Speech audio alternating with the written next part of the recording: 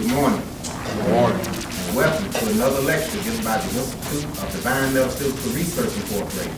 First of all, this is a school and not a church. And we're not associated with any church organizations, Jehovah's Witnesses, or any other denomination that you have out in the world today. Now, this school was founded in the year of 1931 by Dr. Henry C. Kendall, who had a divine vision and revelation directed in Yahweh. And the charts that you see pictorially illustrated are results of that divine vision and revelation. We have branch schools operating throughout the United States, also schools operating in various countries throughout the world. Now, we'll be explaining the name you see here. Now, Yahweh is the true and correct original name by Heavenly Father, which is one laid down in the scriptures. We have Yahweh symbolized on the side on this chart, because Yahweh symbolizes himself as the side in many passages of the Bible. We have the side extending all around the edge of the chart, so that everything on the chart is within the cloud. Just as everything that exists in the pure spirit state of Yahweh. Now, in this pure spirit state, Yahweh has no descriptive shape or form, in which he is the source and substance, the limits and the bounds of everything that exists. Now, when your translators have come across the true and correct original name by Heavenly Father Yahweh, they have used to insert the English title, Lord. Yahweh now taking on superincorporeal shape and form within himself is known as Elohim. Now, superincorporeal means without physical flesh and blood. And in this state, Yahweh Elohim can only be seen as divine vision and revelation, as stated in Exodus 24, 9 and 10. Then when Moses, Aaron, Nadab, and Abihu, and 70 of the elders of Israel, and they saw the Elohim of Israel. Now remember, they saw Elohim as divine vision and revelation. Now when your translators have come across the true and correct divine title, the Yahweh in shape and form known as Elohim, they are using insert the English title, God. Yahweh Elohim now manifested in the physical body as the Savior of the world, and Joshua was the Messiah. As stated in John 1 and 1. In the beginning was the Word. The Word was with Yahweh, and the Word was Yahweh. And in the 14th verse, and the Word was made flesh and dwelt among us, and we beheld his glory. Glory as our only begotten of the Father, who is grace and truth. Now, when the translators have come across the true and correct original Hebrew name of our Savior, Yahshua was the Messiah, they are using insert false and erroneous names, such as Jesus Christ. But remember, Yahweh in pure spirit as the Father, Yahweh the superincorporeal shape and form known as the Word of the Son is Elohim, and Yahweh manifested in the physical body as the Savior of the world is Joshua the Messiah. Yahweh in his two manifestations, but one spirit.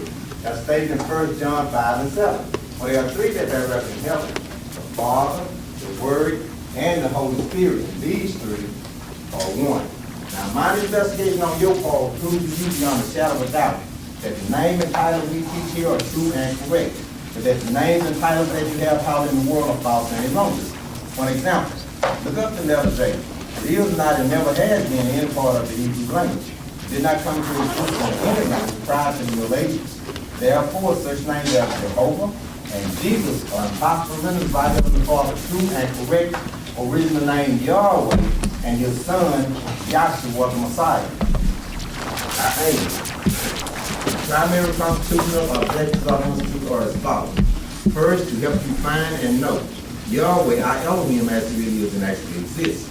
Second, to form a nucleus of universal brotherhood of humanity in Yahshua the Messiah, without the distinction of race, nationality, sex, creed, caste, or color. Third, to investigate the unexplained spirit law, the so-called laws of nature and powers latent in man. Fourth, to encourage and promote the study of the scriptures compared to religion, psychology, philosophy, moral and practical, and occult science. Fifth, to extirpate current superstition, skepticism, and ignorance. Sixth, to learn, know, and understand the operation of Yahweh's eternal purpose through the dispensation and ages. Seventh, to discern and avoid being deceived by Lucifer, the serpent, the devil, the dragon, or Satan and his demons operating the mystery of iniquity on earth through the dispensation of time. 8, to earnestly contend for the common salvation and faith which was once delivered unto the sons or children of Yahweh. And 9, to make known that Yahweh from the beginning ordained that there is no other name given among men whereby man must be saved, save the name of Yahshua the Messiah. And 10, to inherit eternal life now in the kingdom of Yahshua the Messiah with the hope of immortal glorification in the new earth state. Our watchword is peace, and our slogan is peace. We have prayer, by Ms. Charmaine Calloway, a psalm selection and scripture lesson by Ms. Shirley Cole, scripture lesson to Hebrews, the 11th chapter.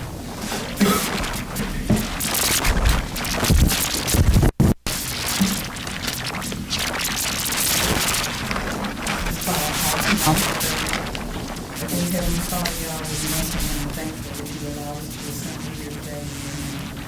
Father, we thank you for the blessings of knowledge and understanding that you are giving to us in these last days. We ask today that you will take away those distractions and allow us to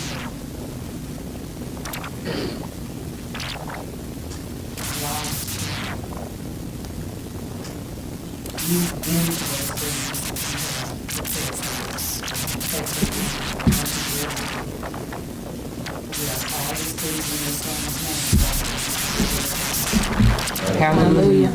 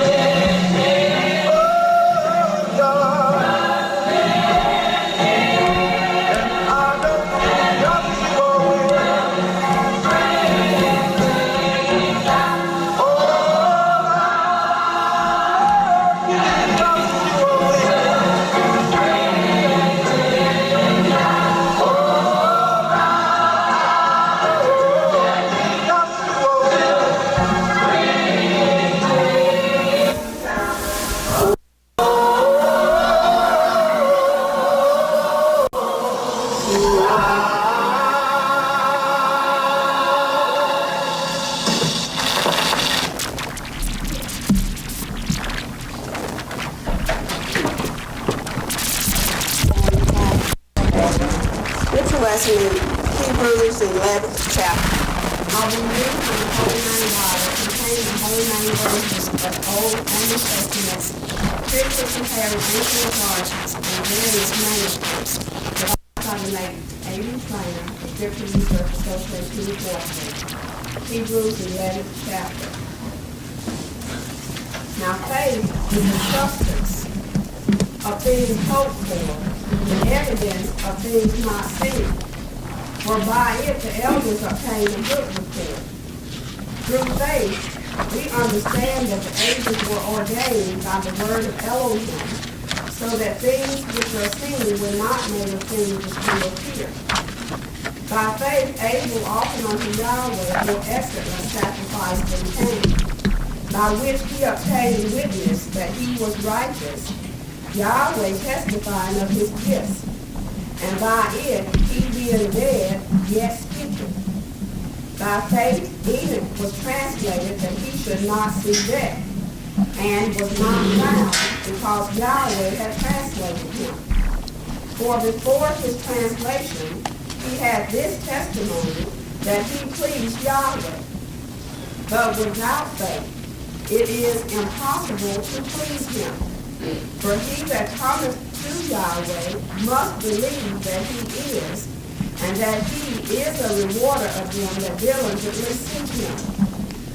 By faith Noah, being warned by Yahweh of things not seen as yet, moved with fear, prepared an ark to the saving of his house, by the which he condemned the world, and became heir of the righteousness which is by faith. By faith Abraham, when he was called to go out into a place which he should afterward receive for an inheritance, obeyed. And he went out, not knowing whither he went. By faith he sojourned in the land of promise, as in a strange country, dwelling in tents with Isaac and Jacob, the heirs with him of the same promise. For he looked for a city which had foundations, whose builder and maker is Yahweh. Through faith also Sarah herself received strength to conceive seed, and was delivered of a child when she was past age, because she judged him faithful who had promised. Therefore sprang there even of one, and him as good as dead, so many as the stars of the sky in multitude, and as the sand which is by the seashore innumerable. These all died in faith, not having received the promises, but having seen them afar off, and were persuaded of them, and embraced them, and confessed that they were strangers and pilgrims on the earth. For they that say such things declare plainly that they seek a country. And truly, if they had been mindful of that country from whence they came out, they might have had opportunity to have returned. But now they desire a better country, that is, a heavenly. Wherefore Yahweh is not ashamed to be called their Elohim, for he hath prepared for them a city. By faith Abraham, when he was tested, offered up Isaac. And he that had received the promises offered up his only son, of whom it was said, that in Isaac shall thy seed be called, accounting that Yahweh was able to raise him up, even from the dead, from whence also he received him in a figure. By faith Isaac blessed Jacob and Esau concerning things to come. By faith Jacob, when he was dying, blessed both the sons of Joseph, and worshiped leaning upon the top of his staff. By faith Joseph, when he died, made mention of the departing of the children of Israel, and gave commandment concerning his bones. By faith Moses, when he was born, was hid 3 months by his parents, because they saw he was a promising child, and they were not afraid of the king's commandment. By faith Moses, when he was come to years, refused to be called the son of Pharaoh's daughter, choosing rather to suffer affliction with the people of Yahweh than to enjoy the pleasures of sin for a season, esteeming the reproach of the Messiah greater riches than the treasures in Egypt. For he had respect unto the recompense of the reward. By faith he forsook Egypt, not fearing the wrath of the king, for he endured, as seeing him who is invisible. Through faith he kept the Passover and the sprinkling of blood, lest he that destroyed the firstborn should touch them. By faith they passed through the Red Sea, as by dry land, which the Egyptians attempted to do were drowned. By faith the walls of Jericho fell down, after they were compassed about 7 days. By faith the hostess Rahab perished not with them that were disobedient, when she had received the spies with peace. And what shall I say more?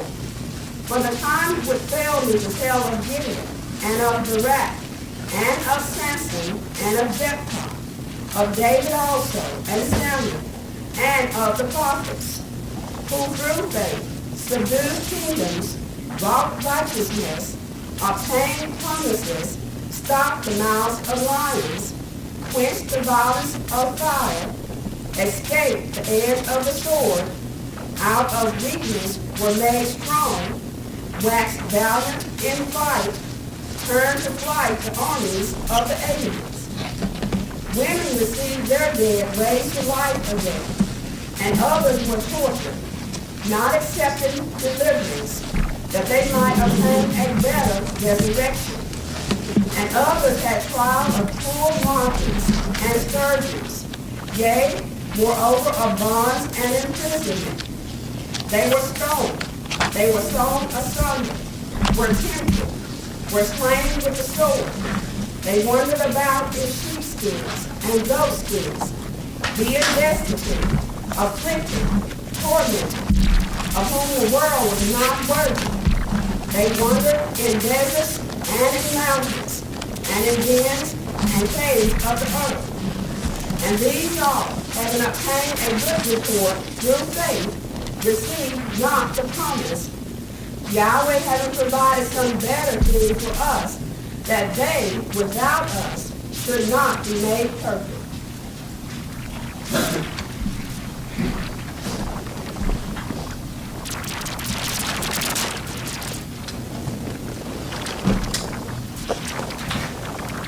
Our first speaker for this morning lecture will be Mr. Michael Tyler.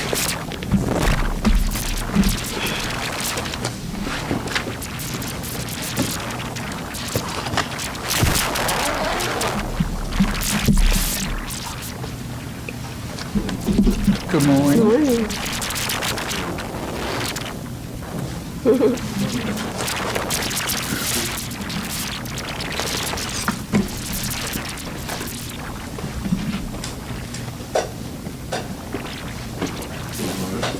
Morning. I'm happy to be here this morning, and I'm happy to have a testimony of Yahweh. I had been this one from this morning. But anyway, it's been a lot going on lately that I've been looking at. And Yahweh been showing me. He's tweeted over my eyes the past few days with a couple of things. First, by making me accept all my flaws in order to begin the cleaning process that I have to go through in order to get to where I need to be in this so-called world. But as I look at things, my mind starts to want to have a lot of questions. So therefore, by me asking these questions, sometimes the answer come right then, sometimes they have to linger on. But it's all a process. Right? And that goes back to say, like, with Wednesday's class about Moses, about us having to claim Moses, having to come down and then having to journey back up. So as I take it, just speaking for myself, I've been learning to get I out the way. And that's why I can say that my eyes have truly been open to the things that I'm supposed to see. Not just by hearing, but also seeing them. So with Wednesday class, it's funny because I have been reading over this Mosaic trip. I even got the DVDs. I can watch them. I can't explain it, not gonna lie about it, but it's getting there. I'm doing what I'm supposed to do. I'm applying myself. Therefore, I know I will be rewarded in the process. That's right. I have nothing more to say, but with those few words, I thank you and y'all bless you. All right.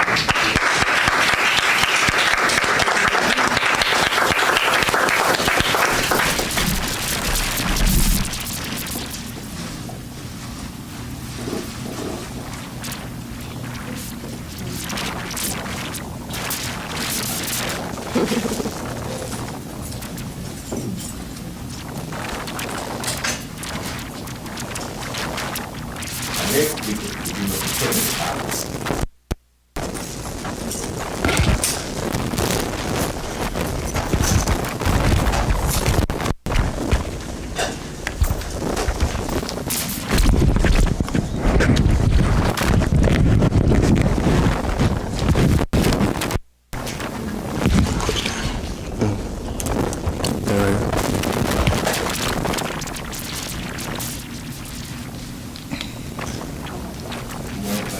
Good morning. I actually kind of asked her, I'll today.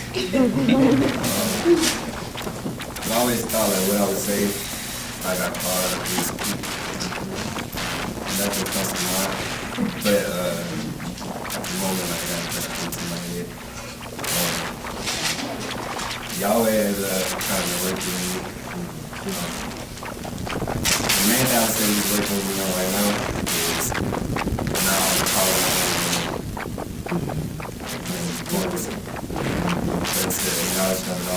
All right.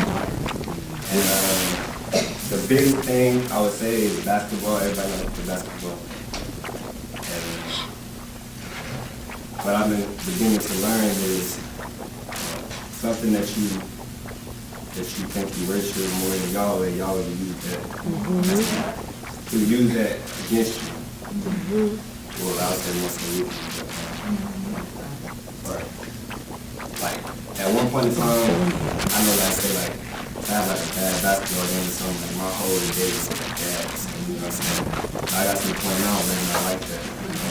So I say we have to play with y'all ain't running anything.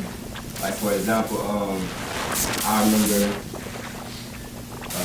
after my freshman year of college, things didn't go as planned my first year at Bowie. And I took a chance on myself to leave that school I wanted to leave, to go somewhere else. You know, I didn't have any offers, I didn't have no looks, I took a chance on myself because I felt like I wasn't getting treated fairly. So I was like, I didn't want to leave. To take my chances with Yahweh and try to get somewhere else. And I literally worked the whole summer, the entire summer. No interest, no offers. And I feel like I was doing my part. I was going to different tryouts, everything like that. You know, I was talking to coaches every day. But what I came to realize is I was putting too much pressure on myself.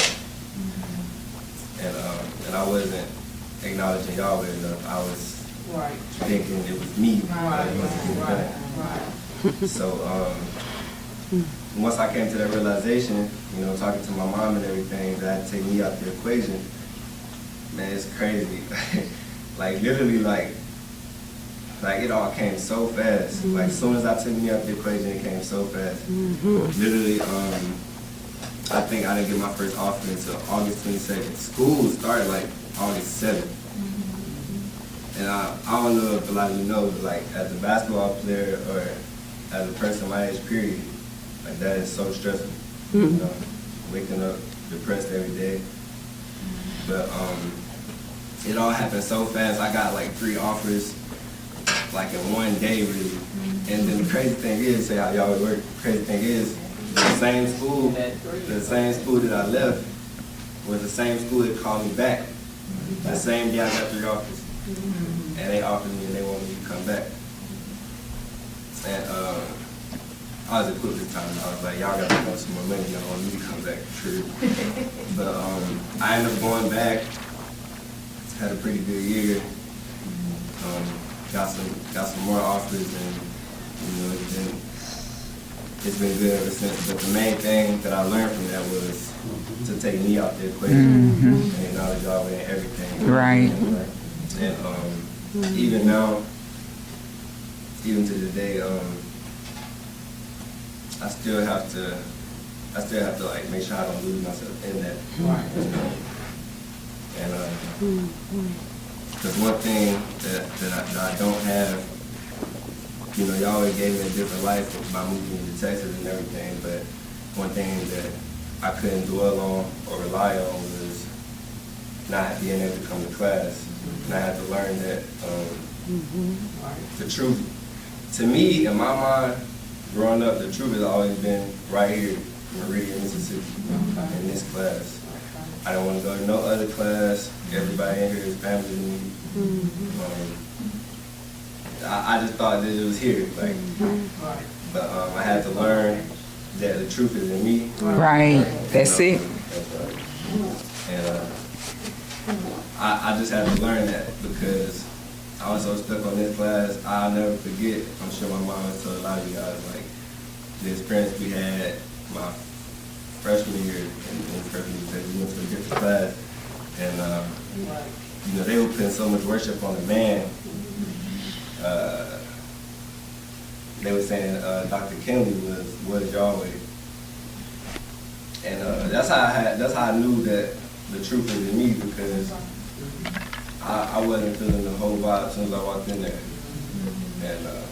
and Yahweh showed me that, and that's when that was always way of showing me that the truth has to be in me and not just in here and everything. So since then, I've learned to kind of, sorry, I'm looking for what my mom always said. Yeah, discern. I had to discern. As a matter of fact, like the school I go to now is a Christian school. I didn't even know it was a Christian school, but we're like required to go to chapel like every. You gotta go at least 10 times throughout one semester, and I've been going, you know, and even the people that like believe in God, so they're going there, they have in their earphones, they don't really pay no mind. To me, I actually try to go in there and listen to what they're saying, like why do they believe in this? Comparative religion. Why was I chosen to know the truth about Yahweh? And it's like truly eye-opening stuff that they're talking about. And, you know, I just kind of compared. You know, that's crazy. I was literally just thinking I would be called this morning. But that's good, though. That's good. Because even at this age, you know, we probably have to, you know, like me and Kobe and everything, it's like we're at the age now where life is probably like the most tempting, you know, to be caught in the carnal mind. But we have a soul that has to be saved as well. And, I think it's really eye-opening. You know, everything has to come with inside. I can't rely on the knowledge that my dad has, the knowledge that Gansey has, the conference call that we have with Parlor to save my soul. You know, we have to do our own due diligence. So, I'm glad y'all called me with those 2 words. They all just be good.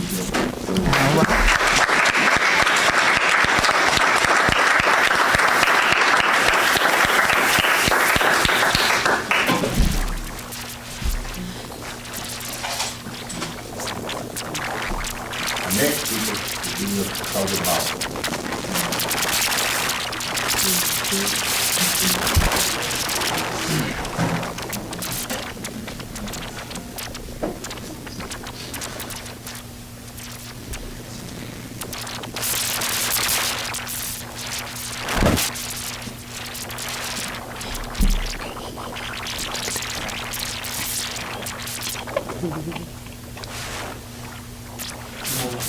Good morning. Pleasure to be here for you.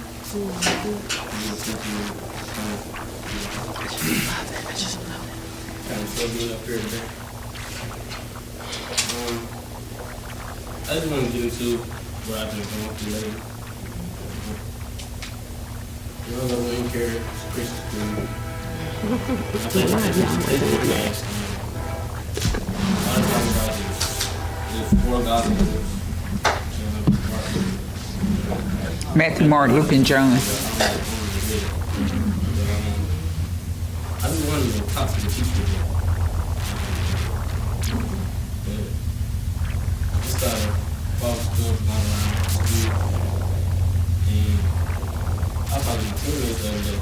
And everybody, what is all this dream? What is God doing? Not for you. I didn't say it. I just real. That's what God knows. I know they're lost in the world. That's like they don't know the name. Very important. I know people that know the name. Still, God, you never tell me. Can't say like that.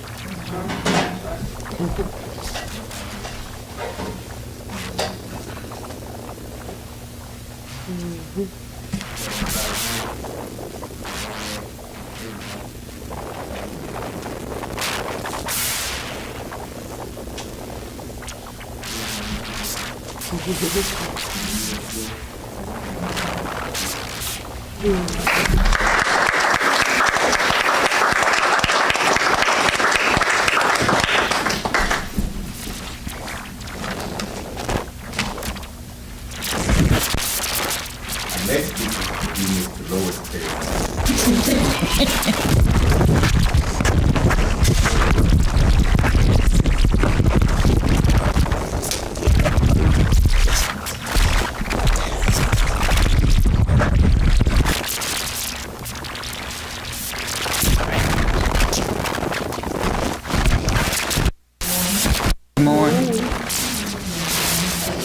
Before you and testify to the truth that Yahweh has given unto us. And I enjoyed the service this morning because it's all about recognizing Yahweh in you and knowing that whatever we have to go through, Yahweh is with us always. And it was talking about having faith. And that's what Yahweh is each and every one of us in, is recognizing who we are and who He is right within us. And we have to trust and believe and know that whatever Yahweh said, I think it's in the last verse of Hebrews.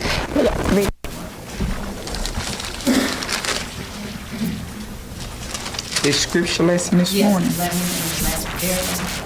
Yahweh having provided some better thing for us, that they without us should not be made perfect. So that knowing this, having faith, we have to have faith.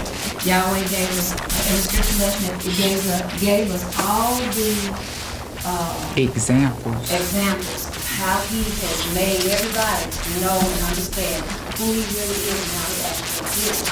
And without him being in you cannot be made perfect. Without acknowledging him, you cannot be made perfect. Right? So the only perfection there is him. And that means that you have to acknowledge him. Know that whatever it is that's going on, Yahweh purpose and planned it from the very beginning. That here in pure spirit. Now, we go over the name to show that your Father has a name. His name is Yahweh. It is not Lord, but Lord is anything that is Of high authority, you have a landlord for yourself. That means that he is the owner of that land. And you have to pay wages to live. move or whatever it is on that land, right?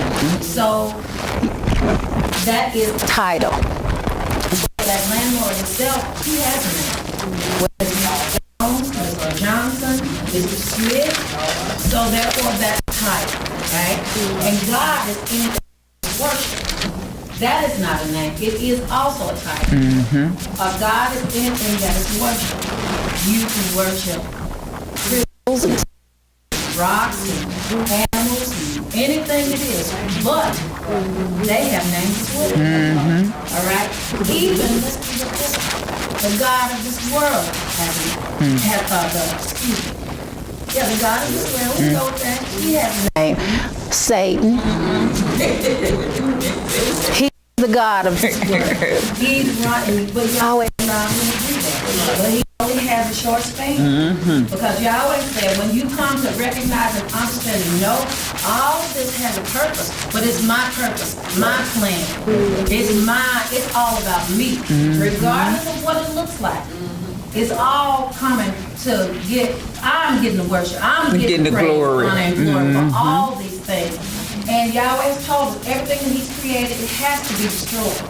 Because Yahweh said, I'm a jealous God. You ain't going to sit around here and worship the God of this world, this man, and people, places, and things. You're not going to do that. This is my glory. This is all for you to understand who I am.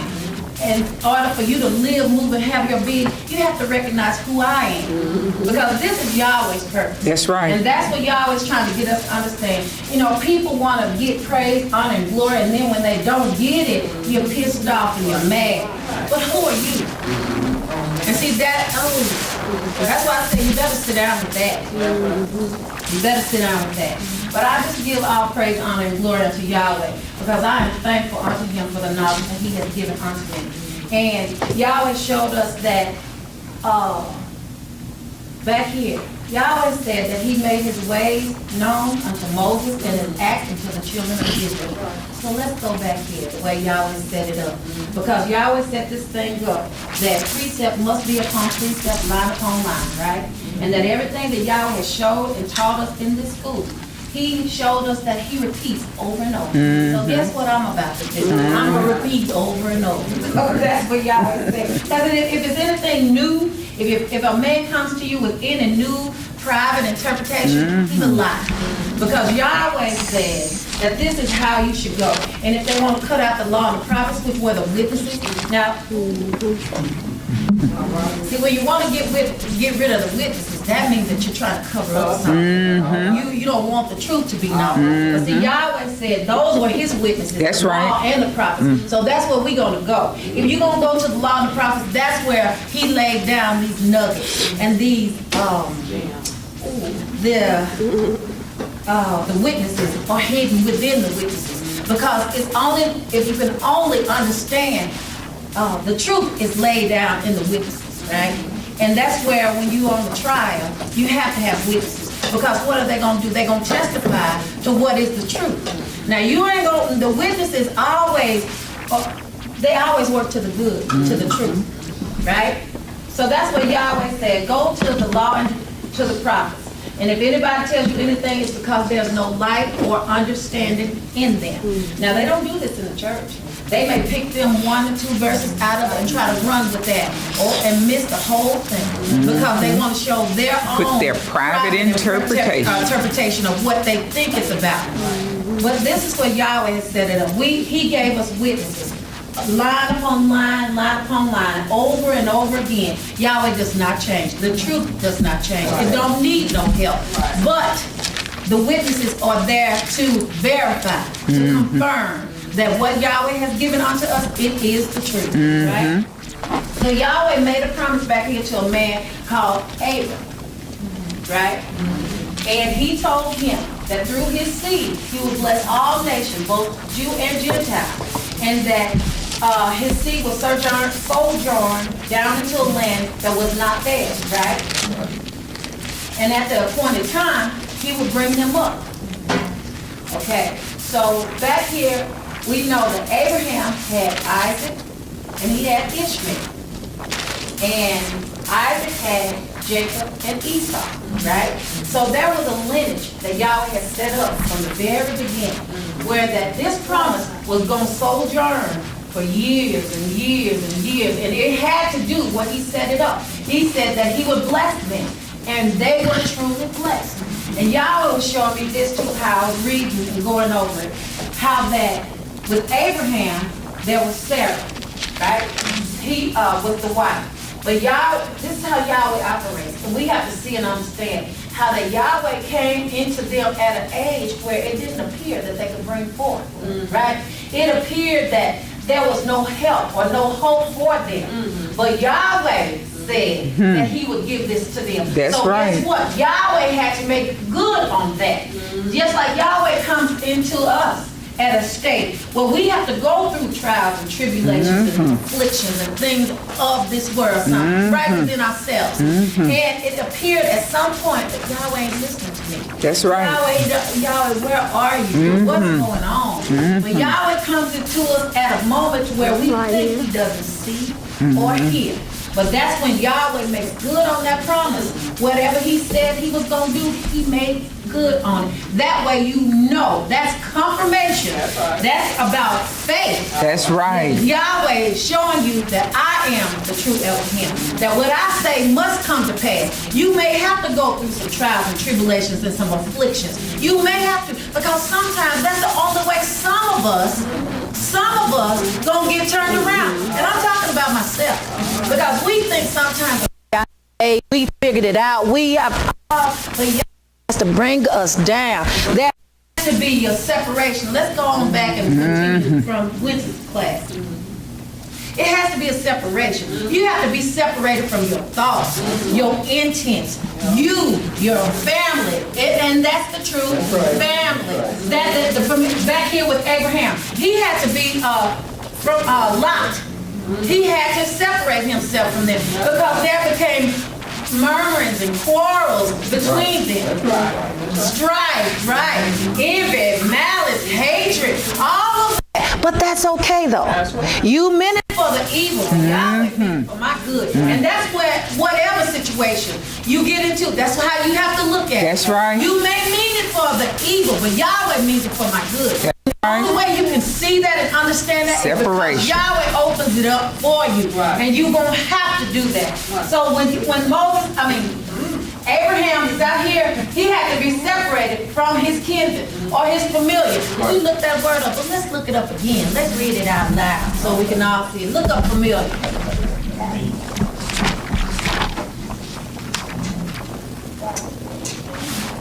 Because I didn't know it meant that, but I'm thankful to Yahweh that he brought that up. Let's look up familiar. Commonly or generally known or seen. Well acquainted, thoroughly conversant. Go to the noun. Okay. A familiar friend or associate. A familiar spirit.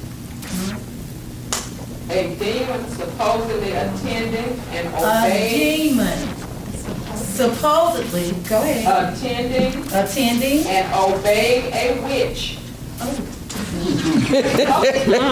Often said to assume the form of an animal. Okay.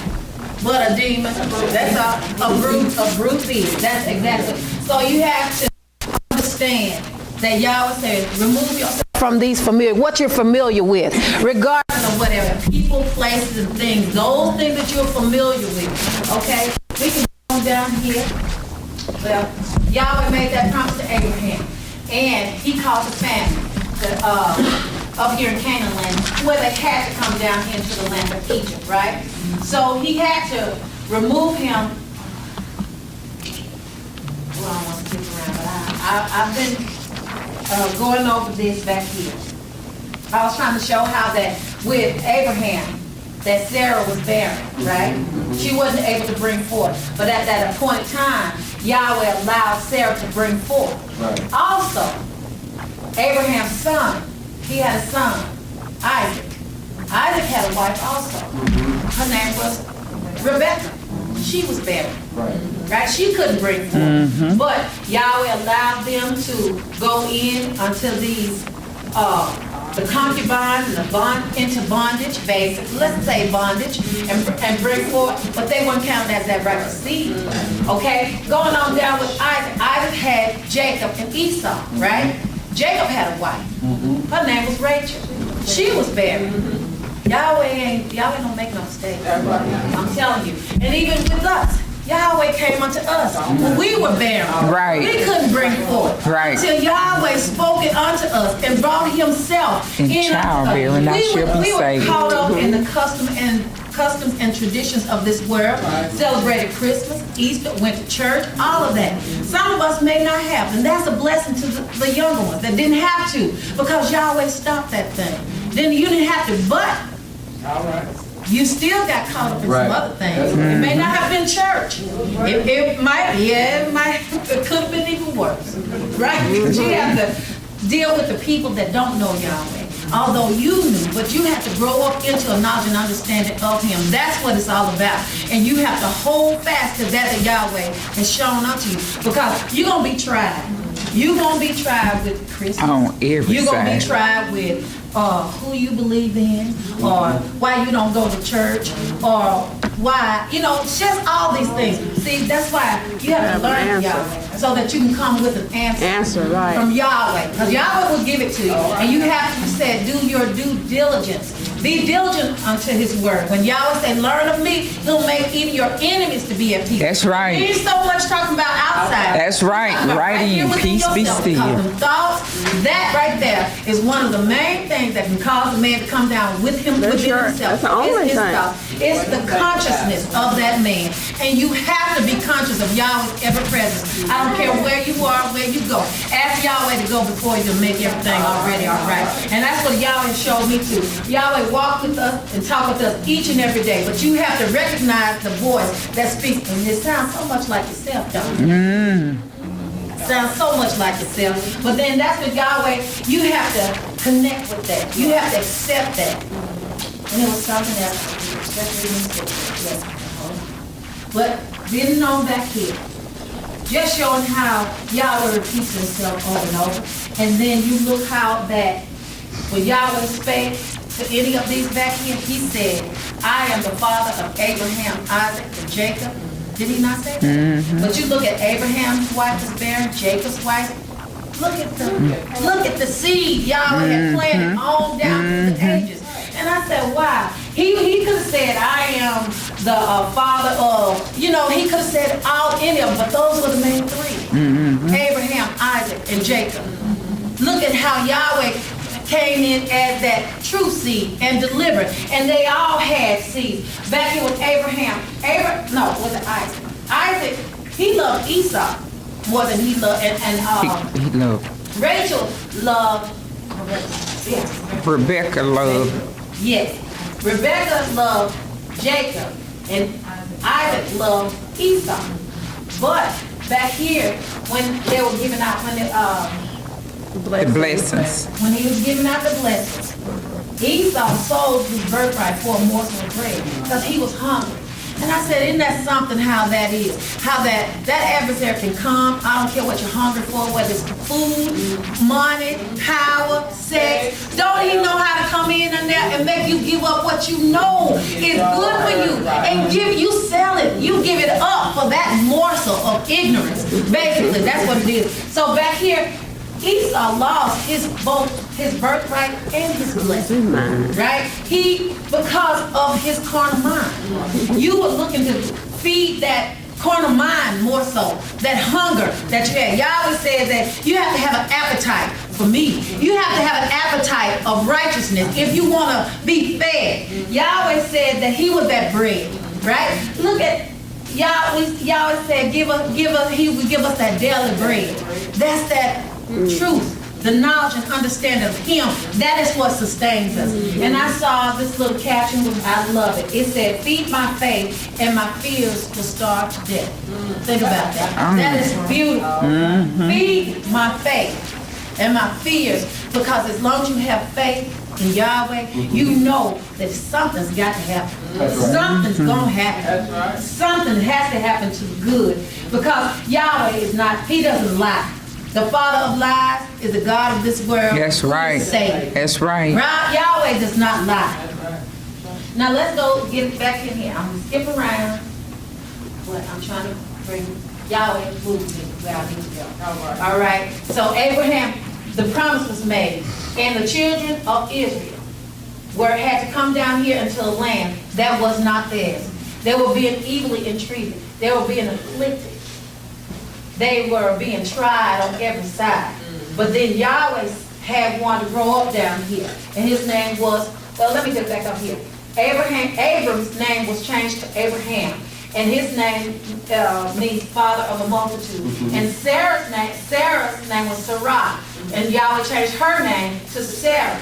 So there had to be a change back here. It had to be a change. Because you couldn't be known as that you were familiar with. You couldn't be known as that anymore. Yahweh had to make a change in them, just like as of right now. You can't be called the children or Christians. No, that ain't what Yahweh said. You are not Christians. Right. You're not saints, none of that. But you are sons of Yahweh. And when you have to walk circumspect of those things, because didn't he make good? He changed his name to Abraham, father of a multitude. Well, that did not come to pass. Yes, it did. Through the seeds. The seed, singular, that Yahweh had promised him from the very beginning. He made good on that. There were nations, many nations, but there were other nations out there, but there was only that one righteous seed that Yahweh had that separated them from all the rest of the nations. How about that? That's right. All right. Then we have where they came down here into the land of Egypt. And we have the bottom of this chart painted black. Because this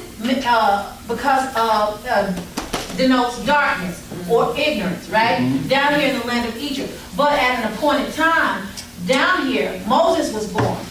Now Moses was born, and his name means drawn out. And Yahweh, when the famine was, Pharaoh's daughter, Pharaoh called for a famine to slay all Hebrew children. A death decree, excuse me. A death decree down here. And during this death decree, Moses was born. Right? So Moses' mother saw that he was a goodly child, so she built an ark. Right? She built an ark and placed him in it and floated it down the reeds of and the flags of the river Nile. And while Moses' daughter was out bathing, right? Pharaoh's daughter was out bathing. Help. Okay. Okay. Pharaoh's daughter was out bathing. And while she was out here, she saw the ark floating down the river. She had one of her handmaids to fetch it, right? And when she took him out, he began to cry, right? So that she said that she would call him Moses because he was drawn out, right?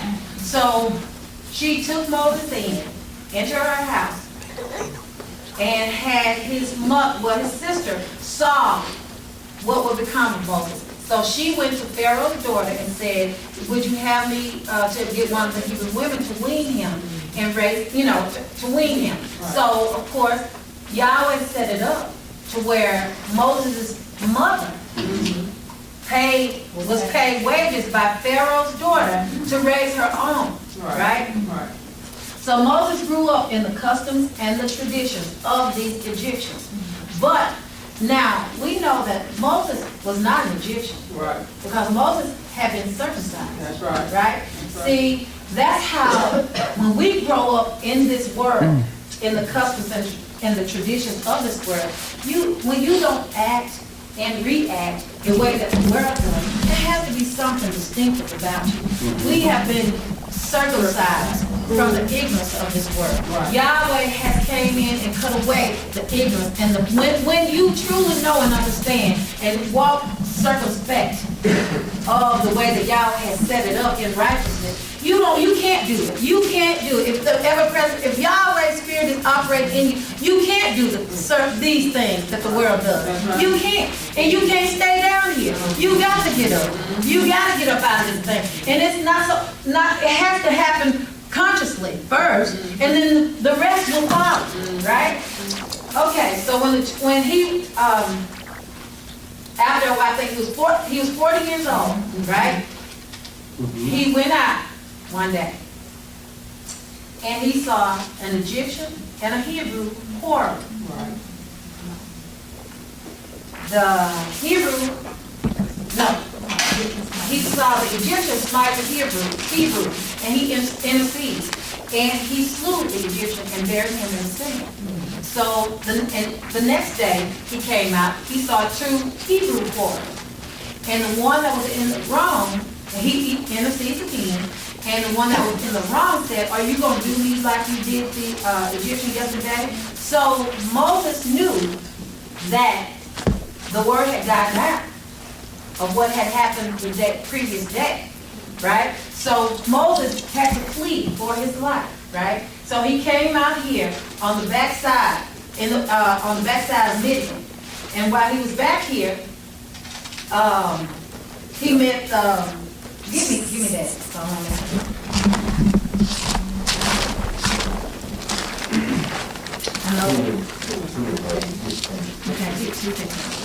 Now when Pharaoh, Exodus 2:15. Now when Pharaoh heard this thing, he sought to slay Moses, but Moses fled from the face of Pharaoh and dwelt in the land of Midian, and he sat by a well.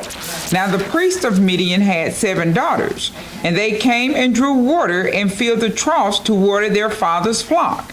And the shepherds came and drove them away. But Moses stood up and helped them and watered their flock. And hold on, here it goes again. He's helping or interceding once again. Now, mind you, you just ran from out of Egypt down here trying to help somebody else. Then you come out here once again. But see, that's the presence of Yahweh in you. You can't help but to go in and intercede, especially when the wrong is going on. You know what I'm saying? When you see the wrong is happening, you got to be that right, have that right spirit in you. You understand? But that's how you know Yahweh's going to take care of his. Yahweh's going to take care of his. Go ahead and read. And when they came to Reuel their father, he said, "How is it that you are come so soon today?" And they said, "An Egyptian delivered us out of the hand of the shepherds, and also drew water enough for us, and watered the flock." And he said unto his daughters, "And where is he? Why is it that ye have left the man? Call him that he may eat bread."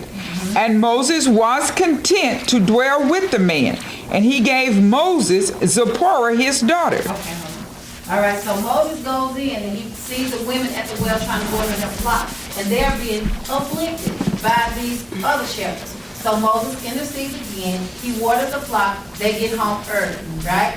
That's the ever presence of Yahweh once again. See, when Yahweh sees that you're being about your business, doing your daily business, serving, honoring, and obeying me, when those shepherds or when those thoughts and things come in and try to intercede and distract you, Yahweh steps in and makes a way, and you can get home early, or you can receive that daily bread that they have prepared back here. Yahweh shows us this, how that when you do the things that I have set up for you to do, I will intercede. Don't worry about what it looks like, what it sounds like, none of that. You trust me. Have faith in me, right? And you can get home early. Go ahead, read. And she bare him a son, and he called his name Gershom, for he said, "I have been a stranger in a strange land." And it came to pass in process of time that the king of Egypt died, And the children of Israel sighed by reason of the bondage, and they cried, and their cry came up unto Elohim by reason of the bondage. And Elohim heard their groaning, and Elohim remembered his covenant with Abraham, with Isaac, and with Jacob. And Elohim looked upon the children of Israel, and Elohim took cognizance of them. Now Moses kept the flock of Jethro, his father-in-law, the priest of Midian. Right here. Now, Yahweh knew, he heard the afflictions and the cries of his children down here in the land of Egypt, right? All right? So now, Yahweh is about to set up Moses once again to intercede. Once again, Moses was back here. He was tending a flock. Yahweh gave him a wife. He gave him a job. Everything that he needed. Yahweh already set it up. Although it appeared he was running from his life, but he was running to his life, his real life. It may appear that things have gone on and I just can't handle it, I can't deal with it. Follow and let Yahweh lead you where you should go, right? So Moses was back here, tending the sheep, on his job, doing the duties that Yahweh had set up for him, back here and here still, right? He had to do what Yahweh had him set up to do. It may appear that Moses was set up to be a shepherd for Ruel, but no, you were being a shepherd for Yahweh, because you got something, I got something for you to do, Moses. And you're going to have to be prepared, because I got to give you the signs and wonders that you're going to have to take down here, because these people are going to question you, and I got something to give you. So back here on the back side of Mount Sinai, Yahweh appeared unto Moses in a burning bush, right? Okay, give me that. That's where we are. Now Moses kept the flock of Jethro, his father-in-law, the priest of Midian, and he led the flock to the backside of the desert and came to the mountain of Elohim, even to Horeb. And the angel of Yahweh appeared unto him in a flame of fire out of the midst of a bush. And he looked, and behold, the bush burned with fire, and the bush was not consumed. And Moses said, I will now turn aside and see this great sight, while the bush does not burn. And when Yahweh saw that he turned aside to see, Elohim called unto him out of the midst of the bush and said, Moses, Moses. And he said, Here am I. And he said, Draw not nigh hither. Put off thy shoes from off thy feet, for the place whereon thou standest is holy ground. Okay, let's just go back here. Now, when he appeared unto Moses in this burning bush, now, if you look at the human body, the brain itself, if you split it in half, in the center of it, there's a tree. It looks like a bush. In the center, if you split the brain in half, the two lobes side by side, it looks like a tree, right? And look back here, where he appeared unto Moses at this burning bush. And he told him, go back over here, when he was at the burning bush. Okay. 4th verse. And when Yahweh saw that he turned aside to see, Elohim called unto him out of the midst of the bush and said, Out of the midst of the bush, he said unto him. Now remember I said, if the brain is split in half, or just look at it, it looks like a tree. And he said, Moses had to turn aside to see this great sight. See, that's what we have to do. In your conscience, you have to turn aside.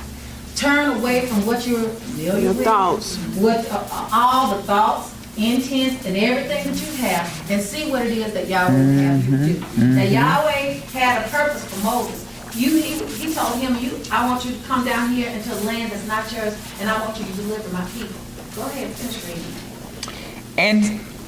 And Elohim called unto him out of the midst of the bush and said, Moses, Moses. And he said, Here am I. And he said, Draw not nigh hither. Put off thy shoes from off thy feet, for the place whereon thou standest is holy ground. He told him to take the shoes off your feet, for the ground that you stand is holy ground.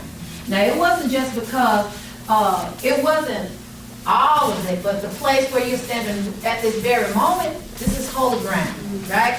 Why was this holy ground? First of all, because it was the presence of Yahweh there. And second of all, we're going to come to find out that this is the place where the tabernacle was going to be built, right? So you have to take the shoes off your feet. Stop walking in the way. When you turn aside, you got to take off the shoes that you're used to walking the walk, and talking the talk. You got to stop talking the talk of the world and walking the walk of the world. You turn aside and see what it is that I have you to do, right? So you have to take, and you know that under the bottom of your foot is what? Your soul. The S-O-L-E. But we know it's truly talking about the S-O-U-L. See, you have to have, your soul has to be one with Yahweh. With the tabernacle again. And we're on this. You have the spirit, soul, and the body. And that separates that man here is ignorance. Intent, thoughts, the purpose that you think you are here for, your personal purpose. Well, let's go with your ego, all those things. That's that ignorance that separates the man from being with Yahweh, right? And we know that a man's makeup is spirit, soul, and body. Right? All right, let me keep reading over that for me. In 6th verse. Moreover, he said, I am the Elohim of thy father, the Elohim of Abraham, the Elohim of Isaac, and the Elohim of Jacob. And this is where, remember, I made a promise unto Abraham that through his seed, I will bless all nations, both Jew and Gentile. Right? All right? Go ahead and read. And Moses hid his face, for he was afraid to look upon Elohim. And Yahweh said, I have surely seen the affliction of my people which are in Egypt, and have heard their cry by reason of their taskmasters. For I know their sorrows, and I am come down to deliver them out of the hand of the Egyptians, and to bring them up out of that land unto a good land and a large, unto a land flowing with milk and honey. Okay, look at here. It said that when Moses, he could not look upon the face of Yahweh. See, we think that we can hide from Yahweh. We think that Yahweh said, I know. Go back up for a few verses on there. Okay, and Yahweh said, I have surely seen the affliction of my people which are in Egypt, and have heard their cry by reason of their taskmasters. Yahweh knows and hears all things. Yahweh is everywhere, even in the midst of the darkness. Yahweh is there. Yes, he is. That's why we have to truly know you can't hide from Yahweh. There's nothing that you can say, do, or think that Yahweh doesn't already know. That's right. It wasn't already set up back here. Yahweh has already made a way back here from the very beginning in pure spirit. Although we may point at this, knowing that we're talking about the pure state of Yahweh from the very beginning. Yahweh has already set everything in motion. This is just a slowed down version replay of what has already happened. That's right. Go ahead and read it. For I know their sorrows, Yahweh knows our sorrows. and I am come down to deliver them out of the hand of the Egyptians, and to bring them up out of that land, unto a good land, and a large, unto a land flowing with milk and honey, unto the place of the Canaanites, and the Hittites, and the Amorites, and the Perizzites, and the Hivites, and the Jebusites. No matter where you are, Yahweh has already set it up for you. If you are to be delivered, you will be delivered. I don't care whose hand you think you may be under. Know that the right hand of Yahweh will deliver his son. Read. Now therefore, behold, the cry of the children of Israel is come unto me. And I have also seen the oppression wherewith the Egyptians oppressed them. Come now therefore, and I will send thee unto Pharaoh, that thou mayest bring forth my people, the children of Israel, out of Egypt. He said, I will bring forth my hand for my people. And that's what Yahweh is showing. You are not your own. That's right. Not whatsoever. And I'm going through For this we to are show bought with that the price. the same thing that's happening here is happening to us right now. This is what we have to understand and see. That Yahweh set up all this thing. Yahweh repeats, and we can't get you can't get out of it. It's a repeating cycle over and over and over again. Precept upon precept, line upon line. Yahweh does not change. Yahweh shall deliver his son. Read. And Moses said unto Elohim, Who am I, that I should go unto Pharaoh, and that I should bring forth the children of Israel out of Egypt? Okay, see, Moses right now, he don't feel like he's worthy of these things that Yahweh's about to give unto him. He said, Who am I, Yahweh? Go ahead, read. And he said, Certainly I will be with thee, and this shall be a token unto thee that I have sent thee. When thou hast brought forth the people out of Egypt, ye shall serve Elohim upon this mountain. And Moses said unto Elohim, Behold, when I come unto the children of Israel, and shall say unto them, The Elohim of your fathers hath sent me unto you, and they shall say to me, What is his name? Okay, here he is right now. He's asking for a name. Now, why would he be asking for a name, right? For one, they only knew him by El Shaddai, the Almighty Provider, right? See, like right now, when we first came into this class, we didn't know Yahweh. We weren't looking for him. All we knew was Lord, God, and Jesus, and those kind of things. But Yahweh has made a way already to where he's going to take that from you. And this is what Yahweh was showing me too, that when you come into a profound knowledge and understanding, you ain't going to struggle with Lord God saying that no more. That ain't gonna That's right. He going to take that out of your That's mouth. right. He's going to take the name of Balaam. Lord, you're not going to do that. That's right. You're not going to do that. It's not in you. Because Yahweh has replaced what's all that ignorance out of you. You ain't gonna slip up and say it. It ain't gonna come out. And if you're still saying it, you better check yourself. You need to do a thorough investigation right there within yourself. And then, well, what is it, Yahweh? Ask Yahweh. That's right. Ask Yahweh what it is that what do I need to do? Because you don't want to be found on the wrong hand. Right. Or feeling the wrath of Yahweh, because a man can't stand. Can't stand at all. But it's all a cleaning up process. Like Moses, he asked him for a name down here, and Yahweh had to give it to him. He had to. Go ahead and read.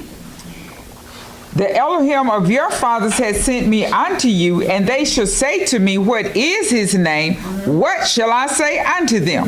And Elohim said unto Moses, Ayah, Asher, Ayah. Now he said, Ayah, Asher, Ayah. And this means I will be what I will to be. In the King James Version, it says, I am that I am. Well, no, that's not right. I am that I am. You are what you are. Because Yahweh has made it that way. You can be no more than that. But Yahweh will be whatever he wills to be. And he's about to show him, I will be what I will to be. That's right. Read. And he said, Thus shalt thou say unto the children of Israel, I will be, hath sent me unto you. Right. And Elohim said moreover unto Moses, Thus shalt thou say unto the children of Israel, Yahweh, the Elohim of your fathers, the Elohim of Abraham, the Elohim of Isaac, and the Elohim of Jacob hath sent me unto you. This is my name forever, and this is my memorial unto all generations. Okay. His memorial to all generations. He said that I am the father of Abraham. I made Sarah in the most unexpected of times to bring forth seed, right? Even in her barren state, even in the state where I will be what I will to be. I said you'll have a son. That's what you had. Isaac. Rebecca was barren. He made good on that. She had a son. Even when that's when Yahweh comes to you, and that's what Yahweh showed me. even at the point where you feel like I can't go no more, Uh-huh. I can't bring forth, I can't pray. Tell me if you ain't never been there. Can't I know cry. Yahweh is real good to you. Every one of us has been in this state where you feel like you can't read, you can't pray, you can't get up, you can't stop the thoughts. I'm talking about myself. And I know that Yahweh, and I'm thankful for that because Yahweh stops your mouth. He stops you from speaking. He stops the thought. Because usually on certain things, I would have ran and jumped at it and everything. But Yahweh, I'm telling you, and that's just the power of Yahweh working right there within you. Because it ain't nothing to do with me. It ain't me. And I know it's not me. Because even right now, even getting up and giving this testimony, I know it ain't me. I know it's the power of Yahweh working in me. And I'm glad. Because I promise you, if I would have kept thinking it was me, I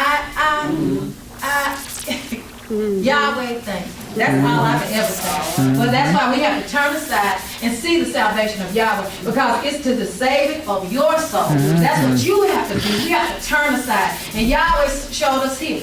Look back here with Abraham. And even Abraham, when he went up here, and I skipped over this. Even when Abraham went up here off of his son, he had to turn aside. Why? Because Yahweh had a lamb that was caught in the thicket, right? But that was Yahweh. He provided himself already. Right. When you be obedient to it, I will step in. I will stand in. And you're going to have to turn aside and see and understand that if you be obedient to me, I'll make a way out of no way. I am the way. Everything that went on back here, Yahweh made a way out of no way. He said, I am the way, the truth, and the I life. am the way, the truth, and the life. That's right. You think you living right now. This ain't nothing to be compared. That's right. Being obedient to me, I'll show you what you like. I'll show you how to live and move. And it ain't so much as moving physically, but it's moving in your understanding. When you turn aside and see what Yahweh has shown, what Yahweh has to give unto you. When you turn unto me, I'll show you what life is. That's right. I'll show you what the truth is all about. I'll show you what the power I have. That's right, there the within power. you. And you ain't got no other choice but to say thank you, Yahweh. That's right. Turn aside and see my salvation. That's right. It ain't got nothing to do with you because Yahweh, even back here, out just listening to the Genesis, going over the whole thing. It's so much in there, and I want to get it to where Yahweh can allow me to use it to be edified and edify the body. But I'm telling you something, it's some beautiful things in this, because even back here, Yahweh showed me back here, I think it was when Isaac was going and he was going to meet Rebecca, I believe. It was some women at a well again back there. That's right. That's right. And it just, Yahweh just repeats everything over and over. And I'm like, Yahweh, show me the purpose of the woman at the well. I mean, All right. It's beautiful now, because we're back here with him. That's right. That's right. Want to watch his feet. I say, Yahweh, it's beautiful, but you got to get in there. You got to see what it is. Yahweh is perfect in everything that he does. And this is just confirmation to us that I've not lied to you. I don't change. Because if you get in there and see how I made good on my promises, I'll do the same to you. So you can't make a promise to Yahweh and say, Yahweh, I'm going to do this, I'm going to do that. Because we always fail, because we have a whole nother agenda, a whole nother intention. But you cannot do that. Yahweh sees and knows the heart of every man. And that's what you don't understand. Like it was said on Wednesday. They may mean it for the evil, but Yahweh means it for the good, because I said I'm going to deliver myself. That's right. That's and right. the seed that I have planted in you is wisdom, truth, and understanding, and not it's me, myself. I have planted it. Yes, come on. Thank you. Thank you. That's all you can say. Thank you. And I just pray y'all would just keep on keeping on with me, because I want it to overflow, and I can't do nothing but release it and just rejoice in what y'all keeping on. And I'm just thankful I am. Y'all don't let me lose it. Because I know once upon a time, because you know what, you get caught up in the cares of the world, thoughts and intents and that. No. No. In Exodus. Name. Oh, yeah. What's the name? Well, we was at Asher A.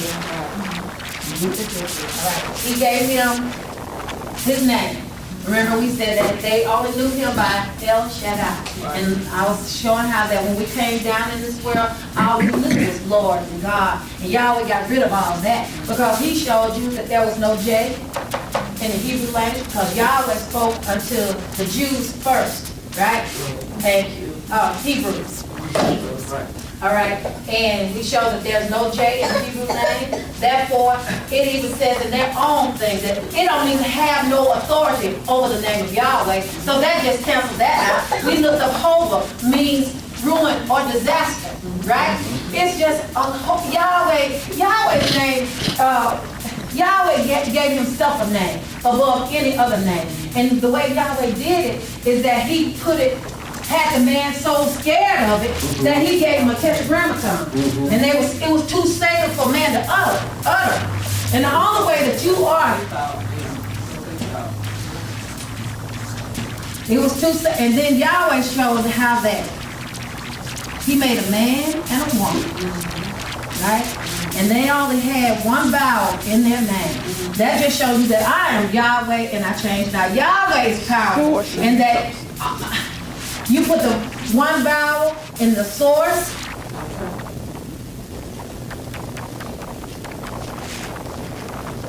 and the substance.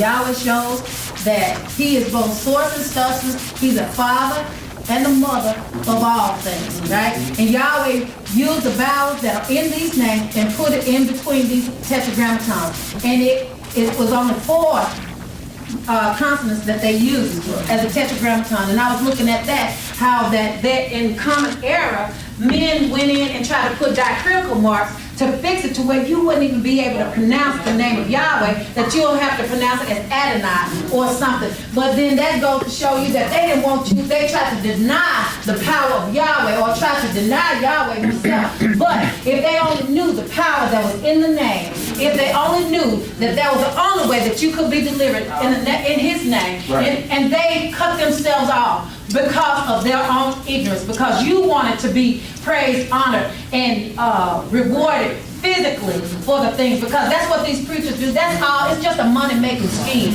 They know the truth, but they don't want to give it up. They don't want to give up the money and the luxuries of this world, because this is your heaven right here on earth. This is all you're going to get. But baby, believe me, you're going to have to take this thing off. Look at Lazarus back here. We're going about the rich man. Look how he had to. He fared sumptuously every day. Every day. But then when Yahweh called him out, he wanted them to go preach to his brethren, because he don't want them to come down here. But see, folks think that that's just a Bible story. That's real. That is real. And then the thing about it is, the fact of it is when you have to go through things right here, right now. Father, I pray. I don't get caught on the other side of that. You know, and I say, that's why you think about things, what you going through, this ain't nothing to be compared. So don't even try to get down and let your little feelings get hurt. You let your little ego get tarnished. Yahweh will make you, and then like, what was the who are you? What are you crying about? What is this? Sit down. Sit down, because you know, and I'm gonna tell you one day I said, Yahweh, what else can I want to do? Because I'm telling you, he don't get good on it. And I was like, nah, Father, help me to be content with where I am. Because I know it's the purpose behind it and everything that you put us through. Like right back here, he gave them signs and wonders to come down here. He gave them the rod. I'm going to go over these 3 signs. All right, he gave him the rod. He told him to hold that rod up. And what did Yahweh say? The rod was nothing but the truth. You have to hold that truth up in righteousness. You have to hold the truth up in righteousness. And it'll swallow up and slay in and everything that gets in the way. But did it not do it back here? Because when Moses held that rod up, he threw it down on the ground and it turned into a serpent. So when you come into this class and you try to go out here and do any and everything, Yahweh, You can cast the truth down or use this gospel as a cloak of malicious, it'll turn into a snake unto you and will swallow you up. And ain't nothing you could do until Yahweh take his hand off of that for you to see and understand. All right, he told them to pick it up by the tail or pick it up by the lie. Pick up them lies. Pick them up by the lie. And everybody knows, like we said, showed up. You don't ever pick up a snake by the tail, because guess what? He's gonna curl back around and bite you. Mm-hmm. So he told them why? Because this is a special prepared servant that I made you to see. Pick it up by the tail. Pick it up by the line. And he held it up, and it became a rod again. Right now, when he got down here and tried to show these signs and wonders to these. The Pharisees, to Jannies and Jambrees. Jannies and Jambrees. Yes, Jannies and Jambrees. They threw their rods down, right? But what did Moses do? Of course, Yahweh allowed theirs to turn to do the same thing. But what you missed is, I swallowed Moses' rod or swallowed theirs up in victory. Y'all, he had consumed all of everything that you think you got. I got it. I got it. This is my power. You ain't nothing you can do unless I allow it to be. Right? So he swallowed it. They missed that. They missed it. They missed and it. that's the thing about it. Yahweh said, Yahweh called these devils to think you doing something. Think you doing something. You can set out all this wickedness that you think you got. I'm going to swallow it all up, and then I'm going to turn around and use it against you. And think Yahweh won't do it. And that's what the second sign was Leprosy. the leprosy. He told him to take his hand and put it in his bosom. He took it out, it was white as snow. He put it back in and changed it back into to his whole flesh again. Yahweh showing that I am the cause and the effect. I am the disease, I am the cure. I am The all in all. be what I will to be. That's what Yahweh was showing him. I can do all things because I am the true Elohim. I will be what I will to be. I am not limited. I am the source. I'm the substance. I'm the cause. I'm the cure. I'm the first. I'm the last. I'm the beginning. I'm the end. I am The all in all. And that's what Yahweh was showing and showing us right now. I can do all things. I can do anything that I will to do. I will be what I will to be. Then he told him to take a pitcher of water out of the river, pour it on the ground, and it turned into blood, right? But Yahweh was showing how that Yahweh, I can do all these things. And when you take them down here, they ain't gonna believe it. They ain't gonna understand it. But as long as you know that I am the true Elohim that has sent you down here, and by the mighty hand, I am going to be the one to deliver. You just do what I set up for you to do. Be obedient to my word. Do everything that I told you. But they ain't going to believe except by mighty hand. But they can't be delivered except by mighty hand. And that's what Yahweh was showing us too. I don't care what it looks like, what it sounds like, what the circumstances or situations, whatever it may be, you're going to have to turn aside and see that I, Yahweh, I will be what I will to be. And I will be serpent unto those that don't believe, and I'll be the rod to those that do believe. And the rod itself is talking about the truth. I am, Yahweh say, I'm the truth, the way, the life, I'm the bread, I'm the door, I am all these things. I will be what I will to be, for you or against you. Because right now, Yahweh is showing us this is a matter of life and death. That's right. Right? That's right. The thing about it, if you want life, trust Yahweh. Have faith in Yahweh. Be about his business in righteousness. So with these blessings, I ask, thank you, and may y'all continue to bless you. All right.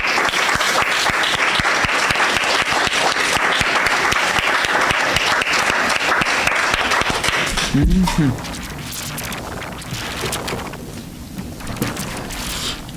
next speaker for this morning lecture is Dr. Paula Carter.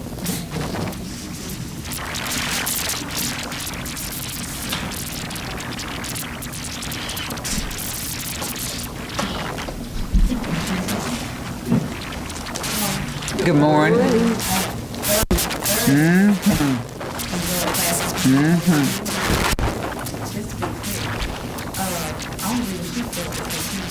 to mind first. I never know when to call. And before class, before she read the scripture lesson, and I said, well, no, I ain't gonna jump the gun. let me sit back. Yahweh, you show me who you want to call. And then Yahweh said Michael. And Yahweh told Michael before he told me Michael, right? Then, while Michael was up, I was going to do her after Michael. He said, Timothy. So he told Timothy. Then he said, then I was gonna do her again. All right. Well, you just go into the show. Y'all thought it was a Carlin show at first. But I really enjoyed classes. And it's good to see the growth. That's right.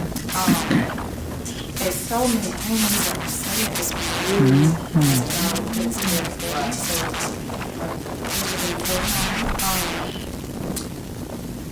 going back to the separation with Abraham, right? When Yahweh came to Abraham, at the time he came to him, he said, separate yourself from you and yourself. Right? And one thing at that time, he was with his father Terah and Nahor and they were actually worshiping idols. So he had to save himself from that. But not only that, it's still the principles in it, right? The spiritual principles are we had to clear what that meant.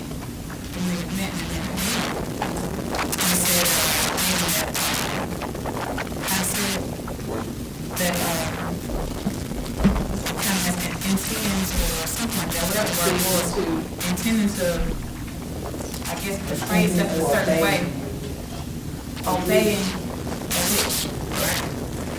Normally in the form of an animal, right? When it testified about the Messiah, about those men that we said dogs come past me. It wasn't my four-legged dogs. It's my two-legged dogs. Right. And then he also called man natural brute beasts. So we're not talking about evil spirits and fight over dogs. We're talking about them people. Not just people outside, but people in you. This was a hard thing for him to get under the hand of Pharaoh. That's talking about when the adversary has control over your common mind. The same thing that took for him to be released here, the same thing take for a man now. The law and the prophets in Yahweh's name. The Messiah. That's what it takes from. Let me do this real quick. The Yahweh's coming. This is amazing. I was like, dang, it is just too much. Yahweh is just something else. I don't know about y'all, but he's something else to me. He plays zero games. No, this ain't gonna work. But I'm right off the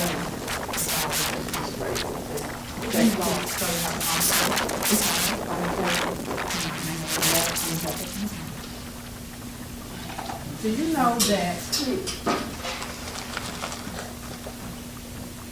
Abram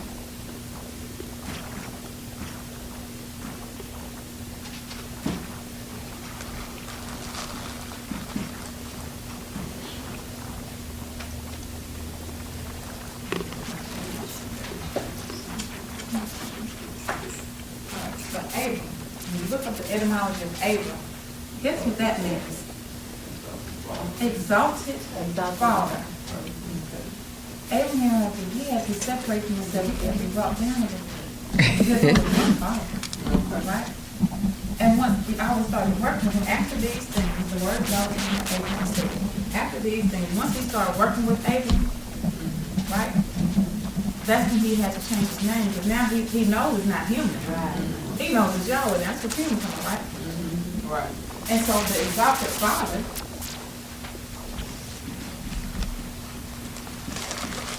had to be changed to father of a multitude. Right? Guess what Sarah means? Quarrelsome. Quarrelsome. Hagar. And Sarah means princess. Because remember before her name was changed, she told Abraham, Go into Hagar. And then got I made. can't wait on Yahweh. I want to give you a son, but notice what you want. Go in unto Hagar for me, so she can have a seed for me. And as soon as she did, quarrelsome. Fussing about that. Stripe came up. She slapped and everything. Smacked 5 made off face, didn't she? Look at what you, look at this outrageous interview you called me, Abram. You the one told me to put you, what you talking about? Look at quarrelsome. It even says being petty. We ain't talking about Sarah right now. We talking about us. These are the same things that we have to be separated from. The way we used to think. And we think it's cute to be petty. Girl, I'm petty. Girl, I'm petty Pendergrass. I'm petty. No. You have to do those things. But then at that point in time, her name was changed to Sarah, which means princess, because Abraham was a prince. And it had to be like it had to go according, right? So, think about it. Think about it. And I think when it talks about Melchizedek, it says that then that he was a prince. But even when Yahweh told him, I will make princes out of Ishmael, I didn't get a prince out of a common person. Right. He had to be a prince. Does that make sense? So anyway, I was the prince of these peace. names, this is significant. Very significant. If you look at what Israel means, it means contending with Elohim, or contending with God. That's why there's so many problems here. There is always contending back here. But anyway, it's so many things. So get 1 Samuel, 1 chapter, the whole First verse. And self-made. Separating yourself from Familiar. and the definition of familiar means agreement. Right? That imposes itself or has certain intentions and obeys conditions in the form of animal, natural entities, and something like that. 1 Samuel, 1st chapter. Now there was a certain man of Ramathaim Zophim of Mount Ephraim, and his name was Elkanah, the son of Jehoram, the son of Elihu, the son of Tohu, the son of Zoph, an Ephrathite. And he had 2 wives. The name of the one was Hannah, and the name of the other Peninnah. And Peninnah had children, but Hannah had no children. Something with that there. Because bring forth the seed unto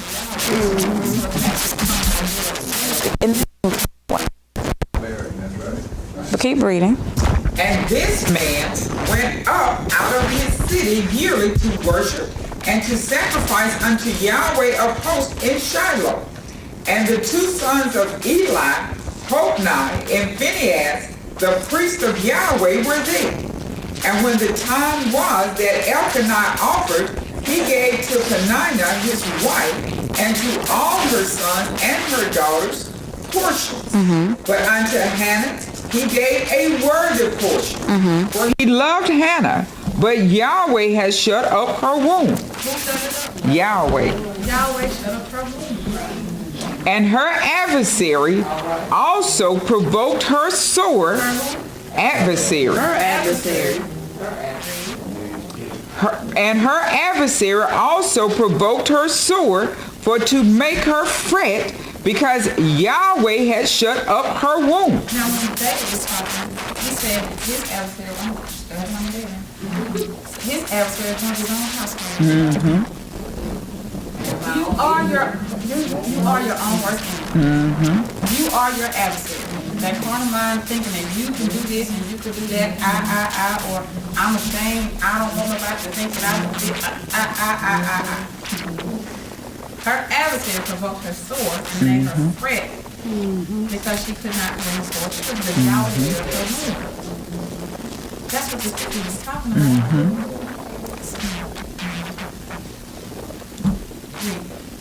And as he did so year by year, when she went up to the house of Yahweh, so she provoked her. Therefore she wept and did not eat. Then said Elkanah her husband to her, Hannah, why weepest thou, and why eatest thou not? And why is thy heart grieved? Am not I better to thee than 10 sons? So Hannah rose up after they had eaten in Shiloh, and after they had drunk. Now Eli the priest sat upon a seat by a post of the temple of Yahweh. And she was in bitterness of soul, and prayed unto Yahweh, and wept sore. He has to get you to that point. That's right. You have to go. You have to come down. You have to come down. Otherwise, you don't call on him. That's right, that's right. Keep reading. And she vowed a vow and said, She made a vow to Yahweh and said this. O Yahweh of hosts, if thou wilt indeed look on the affliction of thine handmaid, and remember me. She And started an affliction. Some women, they happy. They don't want no children. Give him all think about it. But she wanted a child. And so that afflicted her. So what afflicted her may not afflict you. What afflicted him may not afflict you, but that was her. Like Timothy was saying. At their age, stuff that seems so petty to us is just so minute to them. Like, that's what you worried about. Who cares about basketball? Don't about you still gonna go to school? That's their stuff though. that's right. That's important to them. That's right. That's what's afflicting them. They have to be saved from their afflictions too. But they have to know, just like we have to know, that Yahweh is salvation in everything, not just your soul, In all but He is conditions and salvation in circumstances. everything. If you know the pattern that is death, burial, resurrection. There has to be a death first, That's right. and it hurts. That's right. That hurts. It's painful. And you're buried in it. You're buried in that house. It's afflicting you over and over. Inundated. I've been doing them. Let me read then. I'm reading, but it still ain't Yahweh still ain't doing it. But I'm praying now, but he still ain't doing it. You have to be buried in it first. But if you know there's a death and a burial, you have to understand that there's a resurrection. That's right. And it's coming. So you wait on it. Get yourself out the way. You can't do it anyway. So keep reading. And remember me, and not forget thine handmaid, but will give unto thy handmaid a man-child. Then I will give him unto Yahweh all the days of his life, and there shall no razor come upon his head. Too specific to a man-child. Keep reading. And it came to pass, as she continued praying before Yahweh, that Eli marked her mouth. Now Hannah, she spake in her heart. Only her lips moved, but her voice was not heard in her heart. You don't have to do your own before you do it in secret. You gotta people allow everybody to see you. Let's get Therefore, Eli thought she had been drunken. And Eli said unto her, How long wilt thou be drunken? Put away thy wine from thee. And Hannah answered and said, They won't understand what it is you're going through. They'll think it's something else that you're going through. It's between you and Yahweh. That's right. And Hannah answered and said, No, my master, I am a woman of a sorrowful spirit. I have drunk neither wine nor strong drink, but have poured out my soul before Yahweh.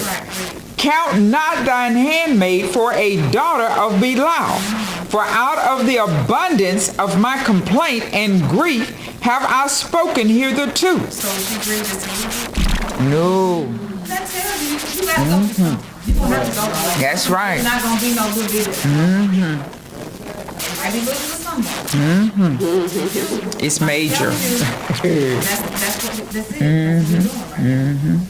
But it's for your good though. That's right. You're not bring her up out of it. They were abundantly afflicted. Things that I've seen their cries. I've heard their afflictions. I know all those things, and I'm going to keep reading. Then Eli answered and said, Go in peace, and the Elohim of Israel grant thee thy petition that thou hast asked of him. And she said, Let thine handmaid find grace in thy sight. So the woman went her way and did eat, and her countenance was no more sad. And she was no more sad. She recognized it was Yahweh. She made her, she poured her heart out to Yahweh. That got rid of her attitude. There was no more affliction after that. that she ate and everything. These my physically eat. And they rose up in the morning early and worshipped before Yahweh and returned and came to their house to Ramah. And Elkanah knew Hannah his wife, and Yahweh remembered her. Wherefore it came to pass, when the time was come about after Hannah had conceived, that she bare a son, and called his name Samuel, saying, Because I have asked him of Yahweh. Because I asked him of Yahweh. It's the same thing And the man he's doing now.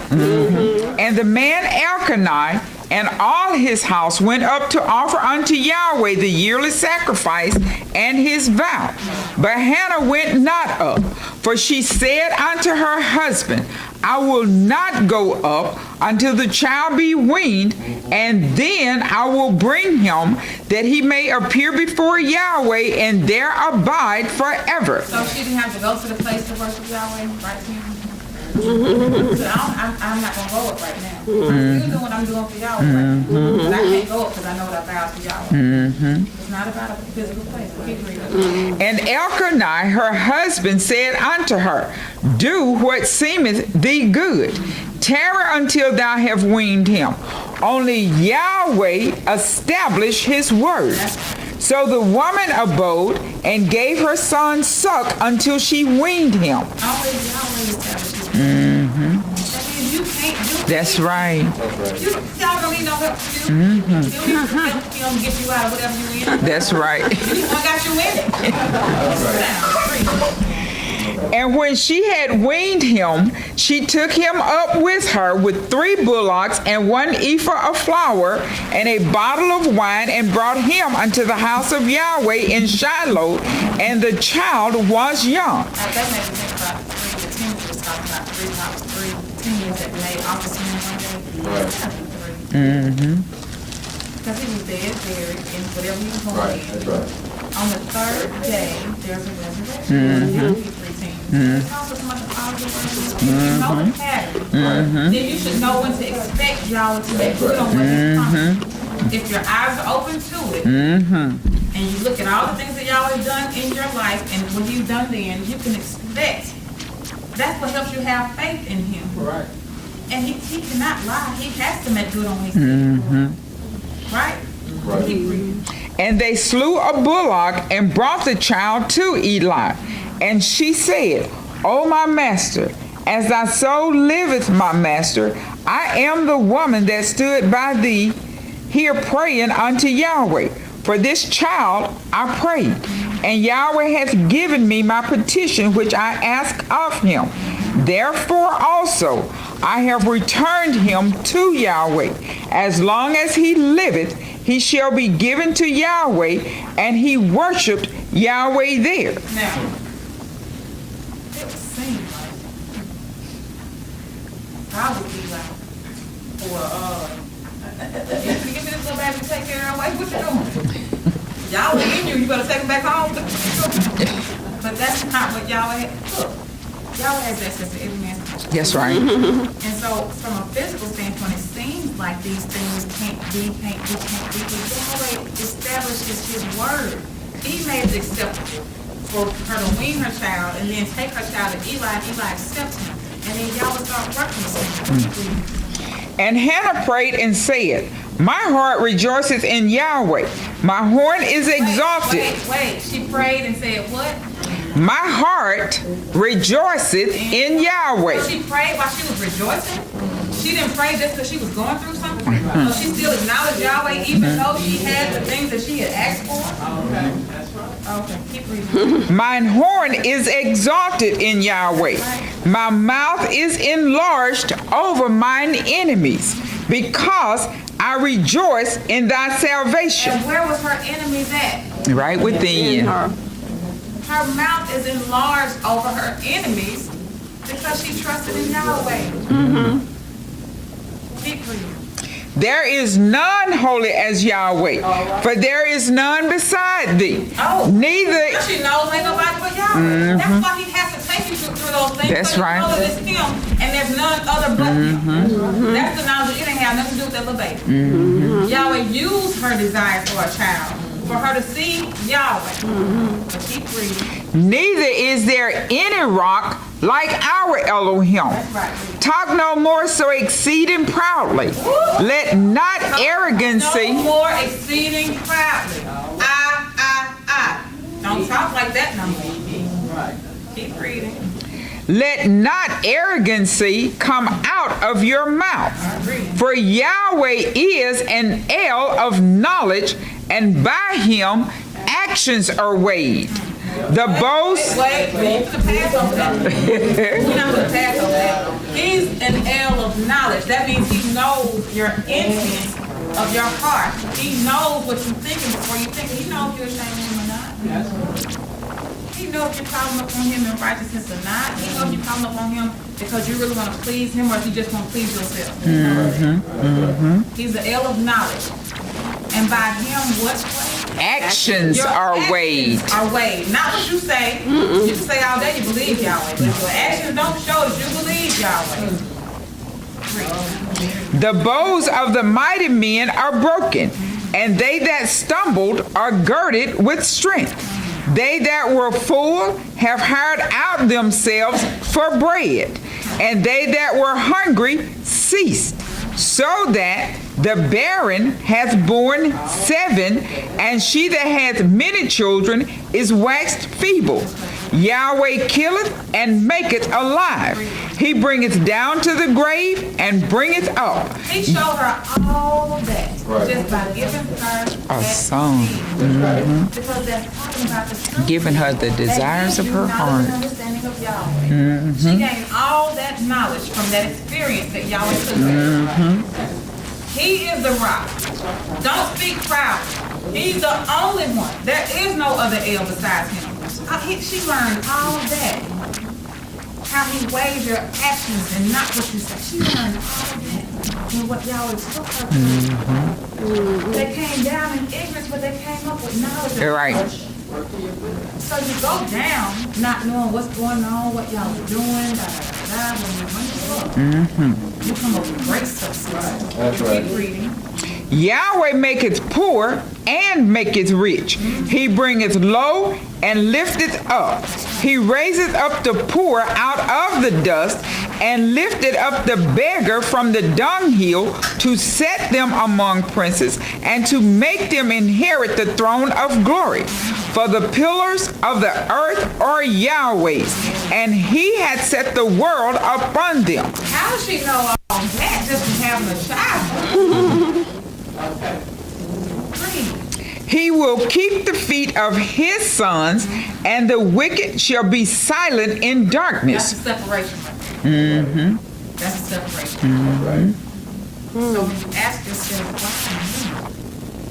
When you're at school, when you're at work, when you're wherever you at, and thought history, when you have no thoughts of your own, out of all these people here, I'm the only one that knows about that. Is it half full or half empty? All the way forward. I'm the only one that knows about that. I am blessed. That That's Yahweh right. chose me to give his name.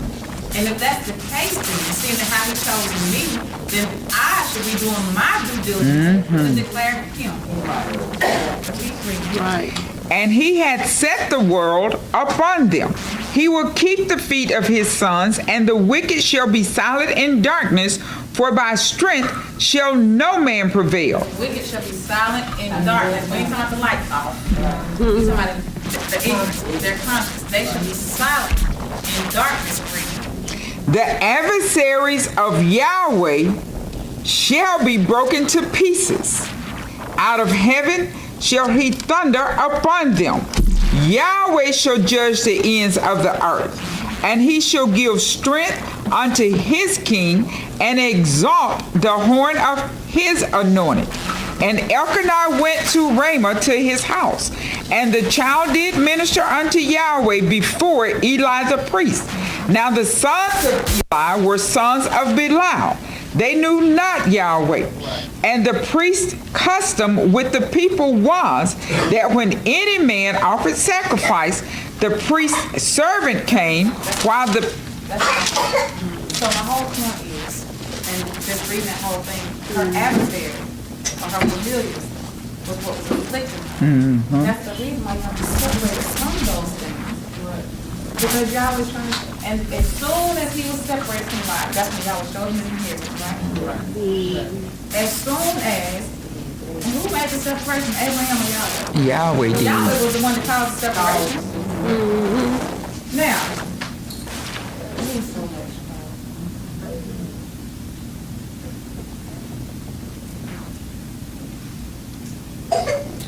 One of the things we talked about having those precepts, right? Like this, so that you would know that this is what you see. Right. So that you would know that the way your father teaches you will not change. And if he says something, you have to take him at what he says. He will make good on what he said. And another reason why I repeat it, Don't catch y'all you're distracted, you think about what you're going to eat, you got hungry, all kind of things come up. And so these things have to be repeated every time you come to class because that's the way he teaches, right? And so when we go back here, which the speaker... There's so many principles that are in all of these things that we extracted from that you can learn from. So, let's do some class participation. Let's see if you know what we got to do. Right? Now, when we go back here, remember, I'm going to go through the story. If you hear that, Highlight. yeah, you see blood, highlight blood. You see water, highlight water. You see spirit, highlight spirit. Your burial, highlight burial. If you're see resurrection, if you're court, whatever it is, let me know, okay?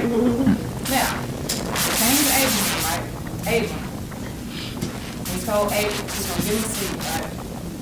He told him, no, for sure, he's going to go into a man's house and he'll take him down for his time after y'all will come and deliver him out. He made good promise and gave him Isaac. Death, burial, and resurrection.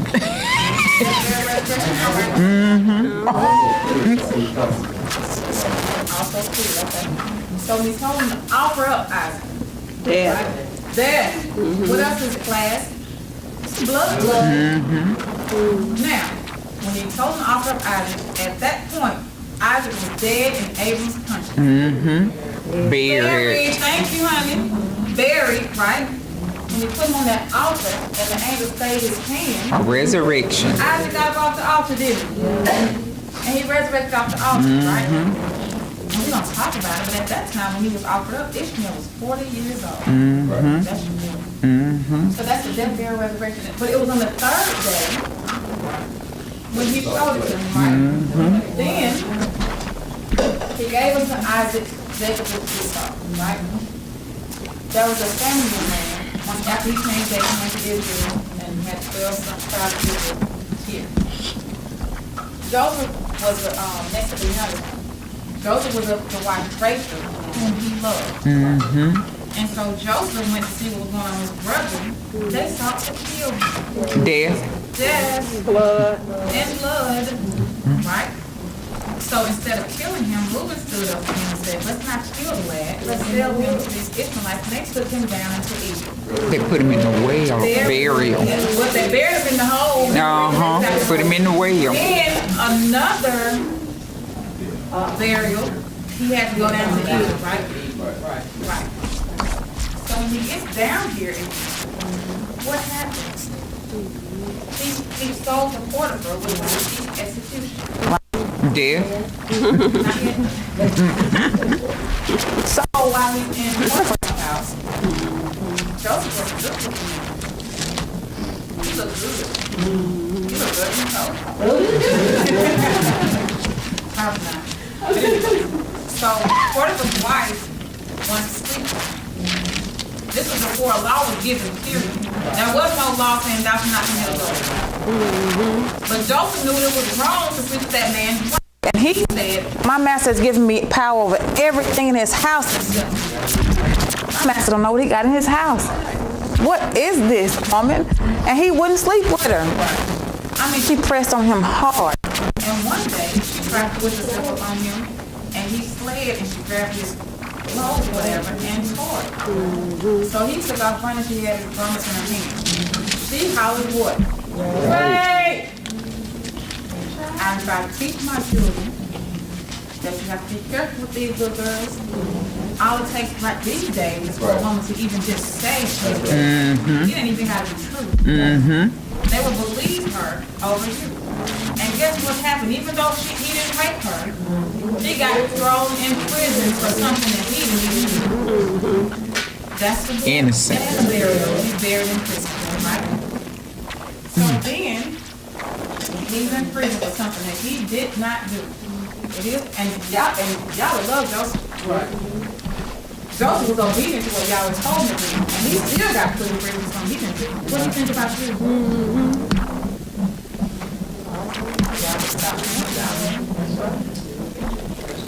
So he got put in prison for something he didn't do. So then you had Pharaoh, Butler, and Baker in prison too.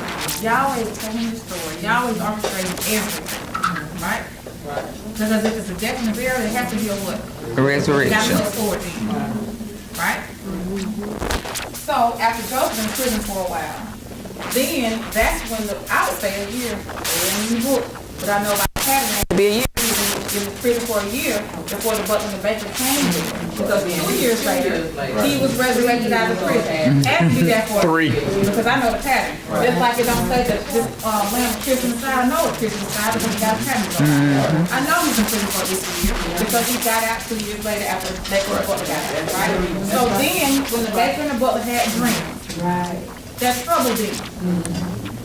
Joseph was the only one that could interpret their dream, and he said, no man can interpret your dream but Elohim only. Tell me your dream. Well, who was that in him interpreting their dream? Elohim. That was Yahweh. So when he interpreted their dream, he told the butler that he would be restored to his place, and the baker that he would be hung, and the birds would eat his eyes. And it came to what he said.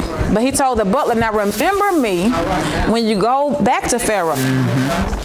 2 years passed. It had to be 2 years past. Had to be 2 years past because now it's time for Deliverance. So then Pharaoh had a dream. It troubled him. I don't know about the dream. I ain't got to get into it. They have to come to her. And so then nobody, they had to test everybody. They had to go through the process that Michael was talking about. They had to go through the process first so that he could see nobody could interpret the dream. The magician, I'm talking about in the whole kingdom, Right. interpret the dream. And then the butler said, oh, you know what? I remember now. There is a man. Who brought it back to his remembrance? Yahweh did. Yahweh said, I remember this man in prison that told us our dream, and it came to pass exactly what he said. I was restored to my place, and the butler was hung. I remember my fault now. They cleaned him up, brought him to the king, and he said the same thing. What did he do? He declared Yahweh God too. So you better start declaring your father's name. So he said, look. Stop. He said, no one can interpret your dream, but Elohim only. Tell me your dream. And he said, Yahweh has shown you what he is about to do. That's right. Count yourself blessed.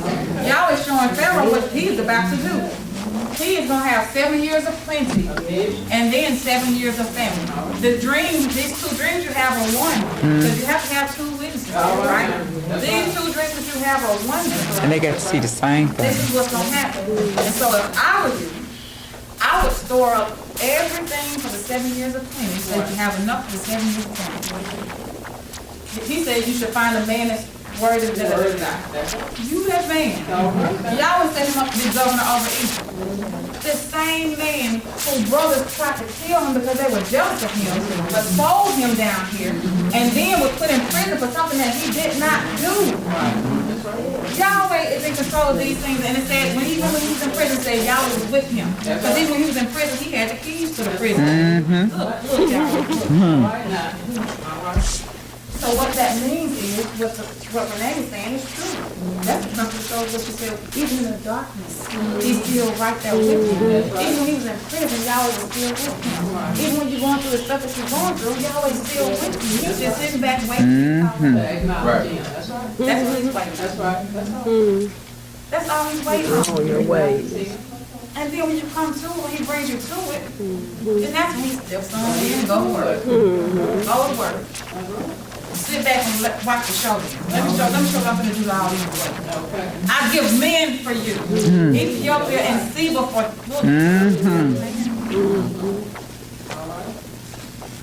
All right, so then he resurrected out of prison. He became governor over the storehouse, right?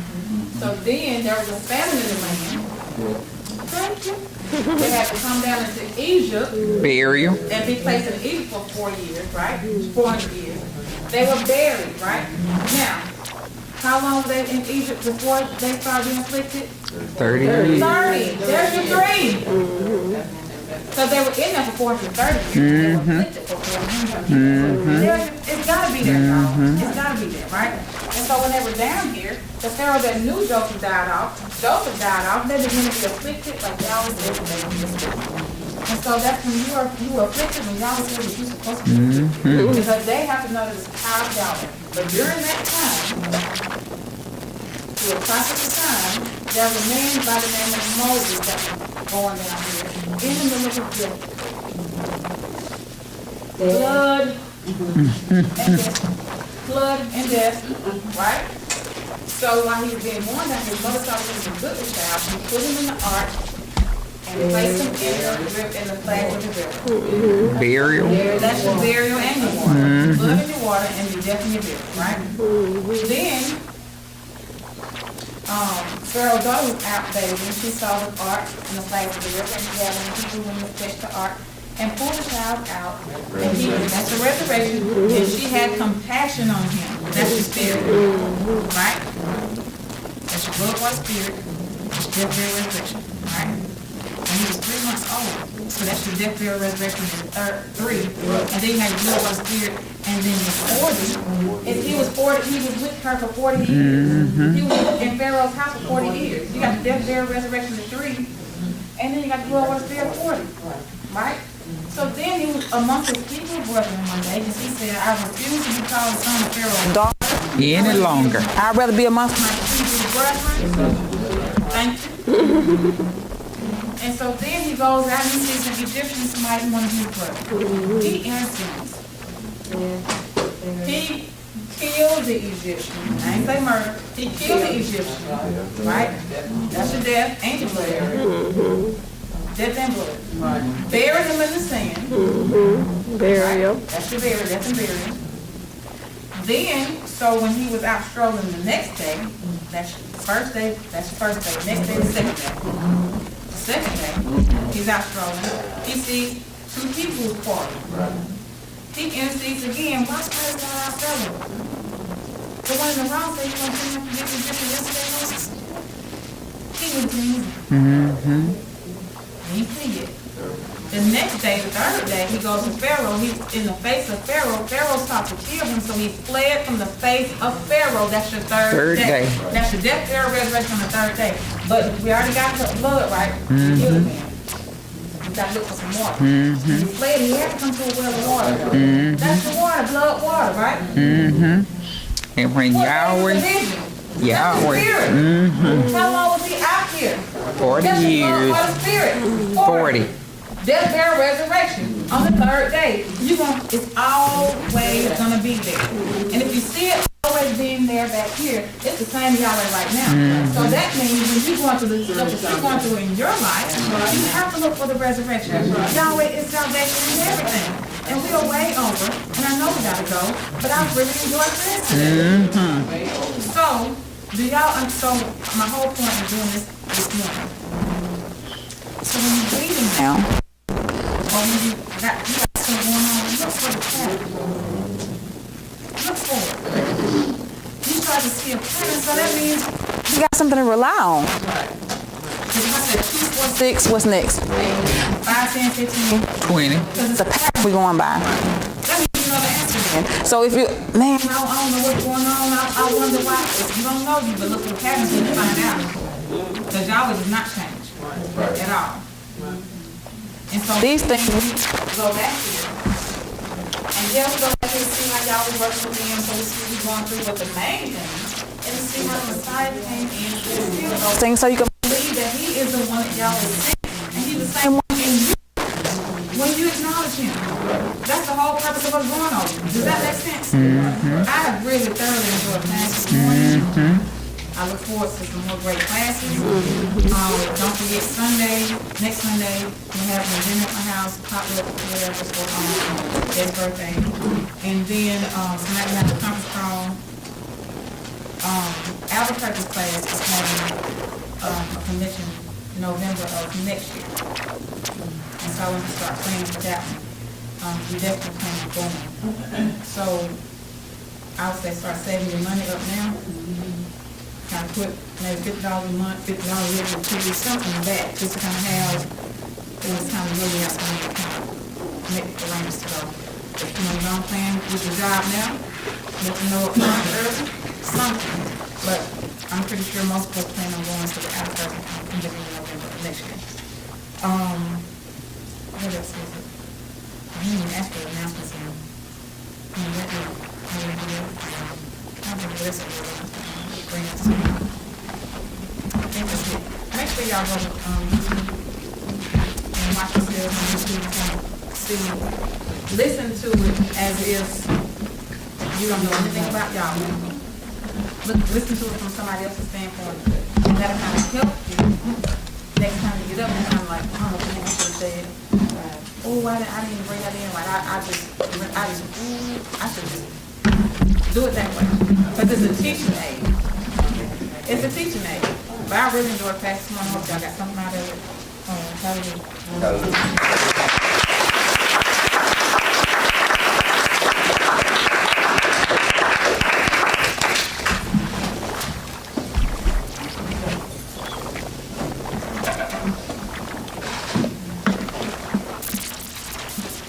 Are there any questions?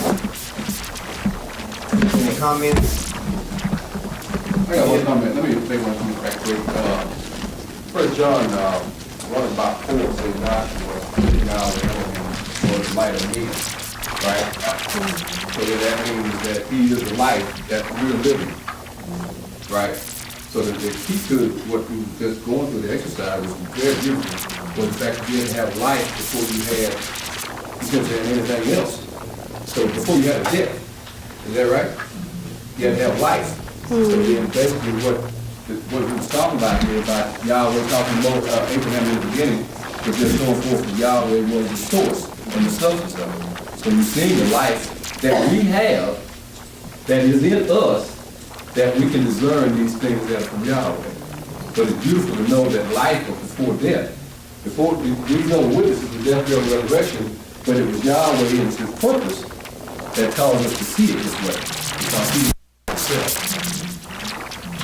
Just want to add that.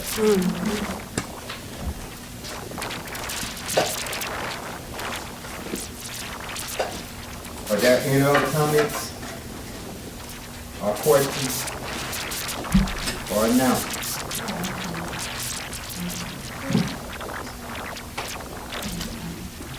Somebody knows Timothy did mention about compromise, and I did appreciate the comments from him.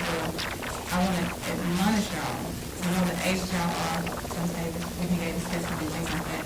There's nothing wrong with getting up, giving his testimony when you feel like you didn't say what you should have. That's the process.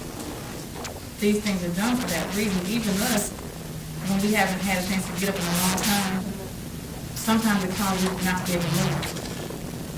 Because when you look at things and y'all show you something, sometimes it makes you stuck until you can actually get it out. And so it's good to get up and exercise and get these things out. And so the next time, because if you're anything like your father, it's going to make you go in and ask him, I want to know, well, I want to please you, I want to say what you want me to say, and that'll make sense. It'll make you want to learn of Yahweh. You know what I mean? So I want to admonish y'all to continue to study. I'm sitting on the assignment today, so you got to, look over it and things like that. But I really want you guys to really feel confident with the Father that you have. Because if you go back and read the story of Shadrach, Meshach, and Abednego, when the king had set the commandment, they said, I'm not careful to answer you in this manner. I know Yahweh my Elohim will deliver me. You have to start declaring your Father's name. That's right. You don't have to say God, put it in, because it's easy for them to understand or whatever. No, you declare Yahweh's name. Right. Because the blood is on your head. Because you do have the truth. Right. And so if you do have, you don't know who Yahweh has set up to bring in by your mouth. And so the thing is, you can't give anybody anything if you don't have it yourself. And the only way you get it is not by, like Timothy said, not by coming saying, it has to be in you. And so start giving Yahweh the due diligence that he deserves. I just want to admonish y'all.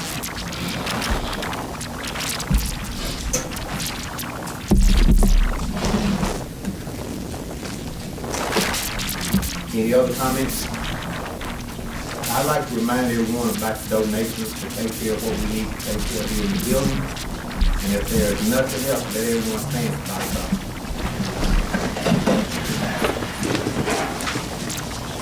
Now, unto Him that is able to keep you from falling, and to present you faultless before the presence of his glory with exceeding joy.